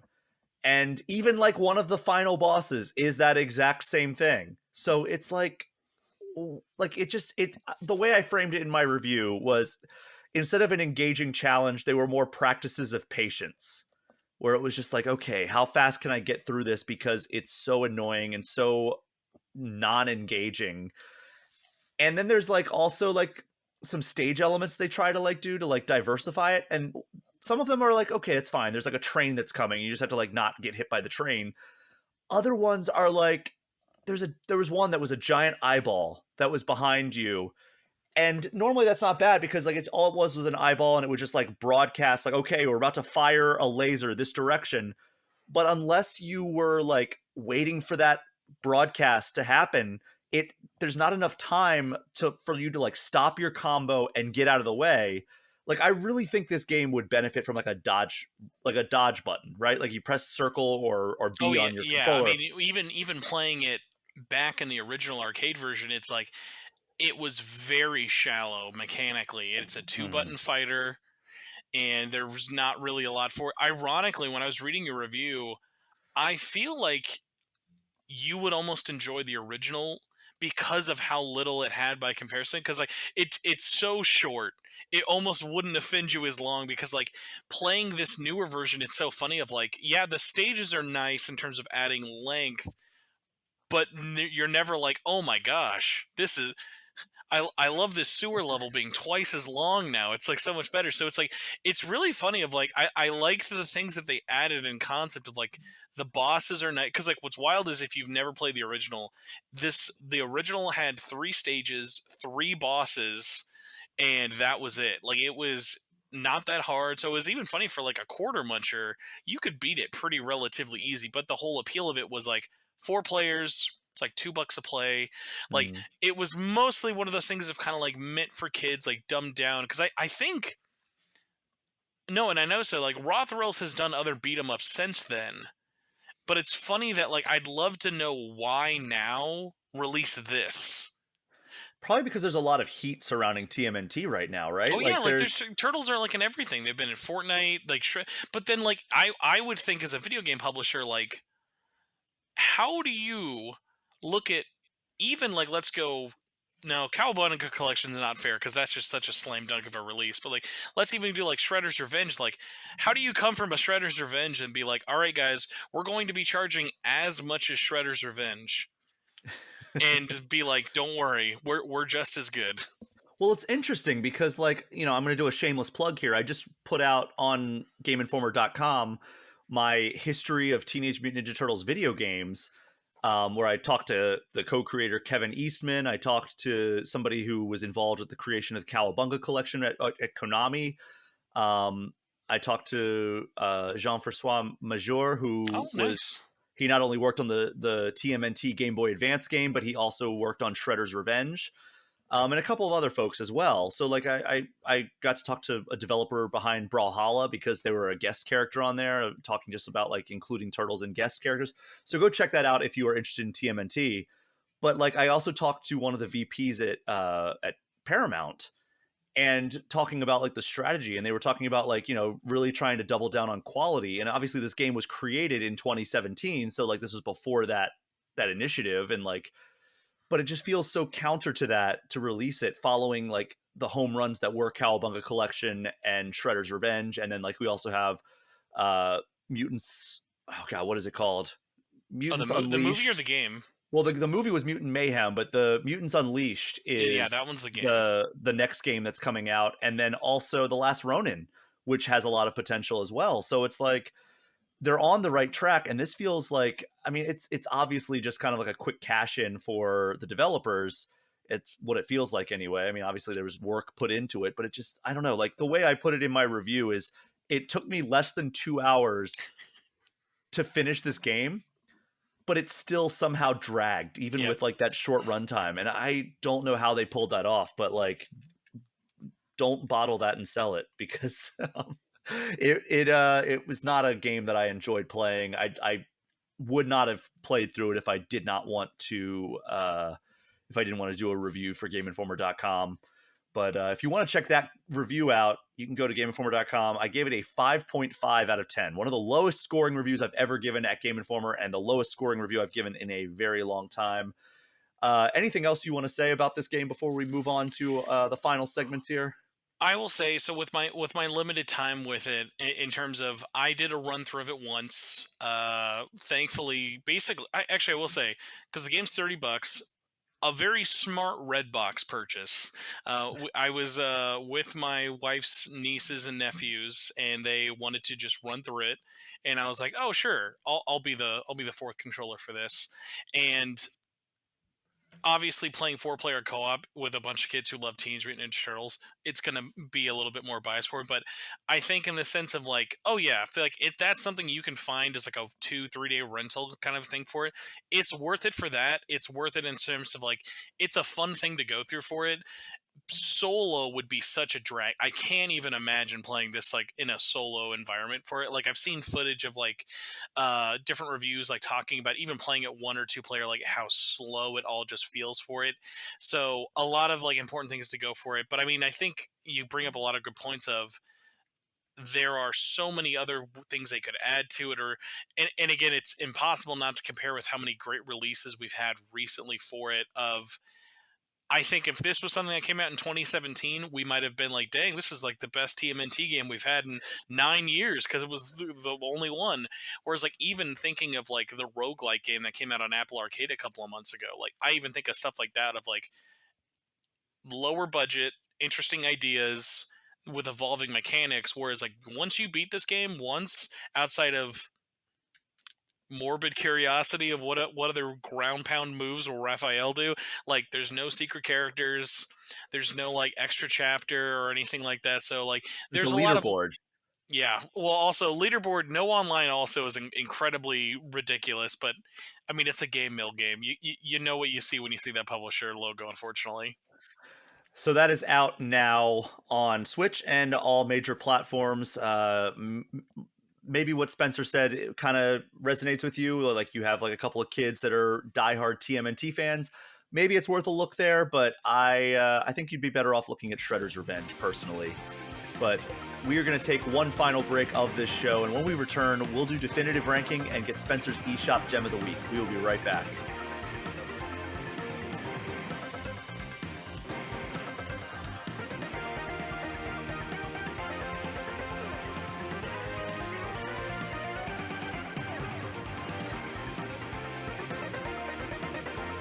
We are back, and it is time for Definitive Ranking, a recurring segment where we take a Nintendo topic and give our own personal top 5 lists. Because, Spencer, you have devoted so much of your online presence to Shin Megami Tensei, I wanted to get your top 5 Atlus games. So start at 5, count it down to 1, give me a quick sentence or two about each. Again, just the hardest questions. You can't just give me any like softball at all. Forgive me for some of these not being on any Nintendo platforms, but if you squint hard enough, there's probably a rip-off game somewhere you can pick. Number 5 is actually going to seem low, but I had to include it because it still means so much to me and is still such a weird special case. Demon Souls, such a special release for Atlus. I remember forgot about that. That was such a big game that got them on the map because remember that was 2009. That was very much before a lot of their big releases. Like their big releases that year were Persona 4 on PS2 and Demon Souls on PS3. Wow, I forgot that was an Atlus joint. Yeah, so big ups to Sony for much like our joking session about Tokyo Mirage Sessions. So thanks for Sony for dropping the ball and not wanting to publish a completely finished game and just giving Atlus the easiest W of their life. All right, what's number 4? Number 4 is going to be, let's see here. Trying to think which one I want to have make it or not with it. Number 4, I'm going to have to give it to SMT5. Okay. SMT5, I want to have it higher in my heart, but I know realistically there are still some flaws. As my excitement for 5 Vengeance has shown, there's still some more things they could do with that game, and I'm excited to kind of see where it cooked. But I mean, SMT5, the open world, the gameplay mechanics, the character design, like I still think of just the base design for Nahabino is such a crazy iconic look. So cool. Yeah. All right, number 3. Number 3 is going to have to be, this is another weird choice, Persona 4 Arena Ultimax. Whoa, okay. Very weird choice, but the reason I put it up there so high, it's such a special game for when it came out. We were doing the show. We were doing weekly online fight clubs. I have so many countless memories of just doing player lobbies and us basically, ironically, probably doing advertising for the podcast. If we would just stream ourselves playing the game, random people would find us and be like, who are these like jackals playing in the Juness lovers lobby at 2 a.m? And then people would find out about us that way. Hey, it's good advertising, just putting out content not related to it. Like, I mean, yeah. Good for you. So, Good on you. Also a completely amazing 2D fighting game by Arc System Works. So, like at least that one, unlike Demon Souls, you can play that on Switch. Whichever one is backward compatible on Xbox 360 is the one that I No, enjoy. Don't play Arena. Please don't play Arena. Okay. Just play Ultimax. All right, and that brings you to number 2, right? Number 2, I'm just mentioning all of these games ahead of time, but I have to give it to Tokyo Mirage Sessions. Oh, okay. Tokyo Mirage Sessions is a game that shouldn't mean as much to me as it does, but it's so funny. It was my first actually experience with Fire Emblem. I'd never played a Fire Emblem game outside of Smash Brothers, which definitely doesn't count. I didn't help by making my second game be Fire Emblem Warriors. That's also another very weird choice, but hey, you're a Hyrule Warriors fan, so it makes sense. Exactly. I mean, they eventually got me with 3 houses and 3 hopes and stuff, so I eventually went back and corrected that sin. But yeah, Tokyo Mirage Sessions, super special. It ticks those boxes. I love the cast. The story is great. It's a short RPG. You can beat it and 100% it within like 30, 40 hours. It's really, really digestible. The Switch version was everything I wanted in terms of made it run better, made it look better, added new content, added new music. Really special game. Probably one of the most underrated RPGs I've ever played in my life. And continuously shocked that Nintendo published it not only once, but twice. I was shocked to see that be one of the ones they brought over from Wii U as well. Yeah. Still don't have Yoshi's Woolly World, but we have Tokyo Mirage Sessions. Filling Uh, up the clearance bins as we speak. and what's your number one? My number one, I promise, is not a joke. It is Persona 4 Dancing All Night. Wow. Unexpected across the board, whether you're talking your favorite Nintendo game or your top five in definitive ranking. So tell me why. Persona 4 Dancing All Night is such a funny game of like I'm a, as you can tell, a big music fan. I love these games. I love Atlus games. And when I played it for the first time, it was just everything I wanted it to be and more. I wasn't expecting it to be as good of a rhythm game as it was. It actually has a completely original story, which is the unofficial epilogue to Persona 4, which is one of my favorite games of all time. And the story was such like the right amount of cheese, the right amount of seriousness. I liked the new characters, the new music, the remixes, everything of it was really, really special. And even the legacy that game still has now of that's a game that I would just play so much that I could platinum it like a speed run. If I'd be like, "Oh, hey, do you have the platinum for Dancing All Night?" "Oh, yeah, yeah, just give me your Vita. I'll knock it out for you real quick." And I would just do because I I couldn't 100% that game enough. I remember like that's one of the only games I have every version's platinum of it. I've done it on friends' systems of just being like, it's such a delight to play. I loved playing it on my Vita. Playing it on the PS4 was always so much fun. I mean, it was the first system I'd ever imported itself because there was a limited edition PlayStation Vita just for Dancing All Night. I remember importing that thing and just being like, Oh my God. this game was so special. I bought all of its incredibly terrible DLC. Now it had amazing DLC like DLC songs. There were DLC contact lenses. That's how much of the Kool-Aid I was drinking. I was buying contact lens DLC. Wow. I mean, you're talking to a guy who spent thousands of dollars on Rock Band DLC. So, like, That at least has value. Much like Little Big Planet costumes, I can't really justify these on my taxes. so wait, I got to challenge you here for a second. You said Persona 4 is one of your favorite games of all time, but it's not on your top five Atlas games. I would say it goes up there of like they change, they move around with it. I would say probably Persona 4 Golden could take that Demon Souls spot, but again, Demon Souls is was like right on there for it. Um, there are obviously like things where it kind of comes and goes and it wavers. Like a big one for me is actually Persona 3 for a long time. I was kind of like, I like you, Persona 3. I respect you. I know the game, but coming back to it over the years with like the re-releases of Portable, like that was a funny thing. Like with Portable, I've been one of its defenders. Of I always told people, oh yeah, just play Portable because it was my go-to version of that game for the longest time. Even though most people don't really enjoy it as much as the PS2 version, so it changes all the time. It's that thing though of like, where's nostalgia? Where's how much I enjoy playing them? Where's a game I would just jump in and want to play? I mean, I even think of something like, as much as I love Persona 4 Golden is like one of my favorite games, when we're talking Atlas, like I could even bump it for something like Catherine. I love Catherine. Catherine is Interesting. so crazy. So, how did, by the way, this is just kind of going off on a tangent. Of course. Persona 3 Reload. If you're a big portable guy, what did you feel about Reload? Reload is still surprising me. I'm 2 months away from beating it. I cannot believe how slow I've been at playing it. Uh, but it's been really, really interesting going through that journey because I was someone who was like, I appreciate Persona 3, but I never held it to that like god tier level a lot of people did, with it kind of being because my first was Revelations Persona, so it just Oh felt like wow. another evolution to me versus like this was my first big thing to jump into. So the remake for me, I really, really appreciate it. I've been thinking of how to cover it in so many different ways because there's so many different levels I kind of want to tackle with it. But I mean, it did the thing I needed it to. It is the go-to version of this game. There's not even like anything anymore. Where I'm like, no, you should play Portable instead, or like you should play the original. I'm like, no, no, no, just play this. It Yeah. did the job. I tried to start Portable and I just could not get into it. I mean, I went backwards in my journey of Persona games. I started with five.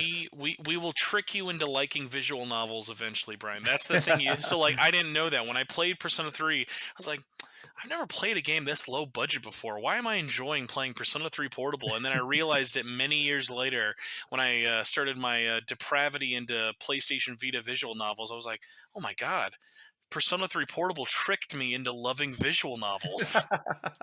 I don't know if I'll ever be able to go back after playing Reload though. So I'm gonna run down my list now, and it starts off with an oddball choice, kind of similar to yours, but then it just devolves into I'll just say it once we get there. So number 5 for me is Trauma Center New Blood, a Wii title where you're basically just performing surgery on people, and it starts off pretty straightforward, and then it gets real weird real fast, and it develops this whole story. At first I was like, oh, so you're just like using the motion controls to like do different like surgical techniques and everything, and then it's like craziness happens in the story, and then like you're still doing surgery but under like ridiculous circumstances. I think there was one where it was like a bomb was about to go off and you had to like remove the bomb from the person's chest or something, and it's just like, this is definitely like not what I expected when I bought a game that looked like you were just performing surgery if you looked at the back of the box. And then the rest of this list, I'm not going to really give explanations aside from I love Persona. Uh, so number 4, Persona 5 Strikers. It was a really fun follow up to Persona 5. It is very strange to me that like they keep putting out these titles like Strikers and Tactica, and they're like, it's non-canonical, but like it's just another adventure with like the characters, and like I like that. Like I Remember, like Brian, having it's all canon. Even if the developers say it's not, they're all canon. except where are the other characters that are in Royal? I don't. It's Kasumi, dude, Kasumi's got gymnastics camp. She can't afford to be playing Tactica. You gotta kick her. You gotta buy that DLC bus ticket for her to remember you even exist and then get over there. so Strikers is definitely my favorite over Tactica. Um, it has kind of the perfect combination of that Musuo and the turn-based combat of the person. Like that's what I like so much about it. That's my favorite Omega Force game because it combines with the Omega Force style alongside the original like the mainline franchise gameplay. So You that's can why. just say Zenkichi. This is a safe space. You can say it's because Zenkichi's in the game. Yes, because Zenkichi. Then it just kind of goes linear here. Number 3, Persona 3 Reload. Number 2, Persona 4 Golden. Number 1, Persona 5 Royal. Wow, I'm actually shocked. So you would still say Royal is number one for you? Yeah, I mean, well, it's because I acknowledge there are shortcomings in Royal, but it's still the better version of one of my favorite RPGs of all time. And that's because there's so many quality of life things. I like the epilogue that they added. I know it's kind of divisive for some people. I What? think that It's epilogue's. really? I I've heard literally people the say like it. epilogue's the reason to buy Royal. I've never heard a single person not like it. I've heard people. I guess because of the length, they're just like, oh my god, just end already. No, that And that it, is true. The fact that you have to beat the original game to before getting any actual meaningful new content is offensive. That is true. but like I like that like there are characters in Royal that you couldn't really develop relationships with in vanilla. The quality of life stuff is crucial. They streamlined a lot of stuff from the original. So yeah, Royal is my number 1. Golden, I'm excited to go back and play that because I only played the Vita version up on my TV using PlayStation TV. I bought a Oh, PlayStation TV so I could do that. But now it's like the HD version's out on all consoles. So I'm going to replay that again at some point. But yeah, Reload, I feel like that game was very good, but it still had like that outdated kind of format that like with like not having like the handcrafted dungeons and everything that you get in Persona 5, that really puts Persona 5 over the top for me instead of having the procedurally generated floors that you're just fighting through for hours upon hours. But yeah, that is my top 5 Atlus games. So that brings us to our final segment of the show. It's the eShop Gem of the Week, a chance for you to give a shout out to a game that's available on the Nintendo eShop that might not otherwise get the shine it deserves. So Spencer, what is your eShop Gem of the Week? so as a lot of your listeners probably know, there's too many games on the Nintendo eShop. There are. Uh, we could have 9 podcasts a week and we would still not ever run out of games to recommend on the eShop. You could make a spin-off to All Things Nintendo that's just All Things eShop and we would still never talk about every game on the eShop. But I had a really hard time because I was like, okay, I want to recommend your guys' listeners something that will be personal to me, not a bad game, but also not going to be an obvious game or like that like I'm not just going to give you the, oh yeah, of course he's going to recommend something like Caligula Effect 2, because why not? But I was thinking about it, and I was like, I just couldn't get the thought of Digimon Story Cyber Sleuth out of my head. And it's so funny too, because like the Switch version, it doesn't even have anything that crazy special to it, outside of it usually being like the one that's on sale the most because of the platform it's on. But for anyone out there who does not know, and don't let the fact that it's Digimon scare you. I know some people think Digimon's weird. I promise it's cool. I asked around. It's got the approval. So Digimon Story Cyber Sleuth, the best way to sell it, and this is the shallowest way to sell it, but it's true. It is literally just it is literally just Digimon ripping off SMT. It is the anime equivalent of, I mean, ironically, even it has the same artist from Shin Megami Tensei Devil Survivor, the 3DS and DS games. Oh, okay. It's got the same art style from that, and you are going around collecting, battling, fusing, and using Digimon as your partners. Kind of similar, like we were talking about with SMT being Pokemon for adults. A good stopgap to that, if you're someone who's like looking for a deeper RPG, but obviously not with a crazy kind of big budget. These are definitely medium-sized RPGs. The Cyber Sleuth game on Switch is nice because it's actually 2 games in one. It's the first Cyber Sleuth game, as well as Cyber Sleuth. Oh my gosh, why am I forgetting it? Cyber Sleuth 2 Hacker's Electric Memory. Boogaloo. Yeah, him too. So you get 2 RPGs for the price of one. It's always going on sale for like $20. They're really, really good games. The music is actually great. Going back to Danganronpa, it's by the same composer who did Danganronpa for both games. Oh, Uh, okay. Tons of content, really, really good story. If you've ever seen Digimon only, because Digimon does not have the best reputation with games, a lot of their games are pretty dicey. They've gotten a lot better. Ironically, actually, there's no bad Digimon game on Switch. Survive is great. I like World, but Cyber Sleuth is still the best recommendation of. It's a fantastic RPG. The music is great. So much bang for your buck to get. There's a physical copy as well. So if you're someone out there who wants it, that's a really good way to go, because ironically in the West, the best way to play it for the longest time was the PlayStation Vita, but that version ironically got delisted. So now if you want to pick it up, the only way to get both games legally is the Switch. Oh, interesting. Yeah, Okay. it's one of those weird ones of like Bandai has the ability, like they still own the rights to those games all in Japan, but they let them get delisted in the West. Like it's so strange. Like we saw recently, the Tales games got delisted. I'm like, that's your series. Why are you letting it get delisted? It doesn't make So any sense. I'm a very big, as my hoarder shelf behind you is definitely giving it away. I'm a big physical collector for it, so it's a great game to get downloadably, but also it's super super cheap to get. I can't recommend it enough, and super good game. Well, I mean, that also touched on a question that I answered before you joined the show about, the virtues of buying physical copies because you're worried about games getting delisted or not being able to download them because like the eShop closed. So if you want to check out Digimon Story Cyber Sleuth Complete Edition, it's $50, but as Spencer alluded to, it does go on sale quite often. And it came to Switch in 2019. So, Spencer, thank you so much for joining this episode of All Things Nintendo. Thank you so much for inviting me. I've been a fan of the show for a really long time.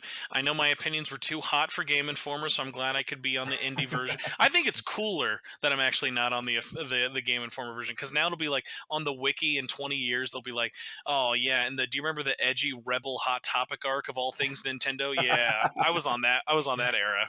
Yeah, that's exactly it. Once the wiki, like you said, 20 years from now, if there isn't even a 20 years from now. But yeah.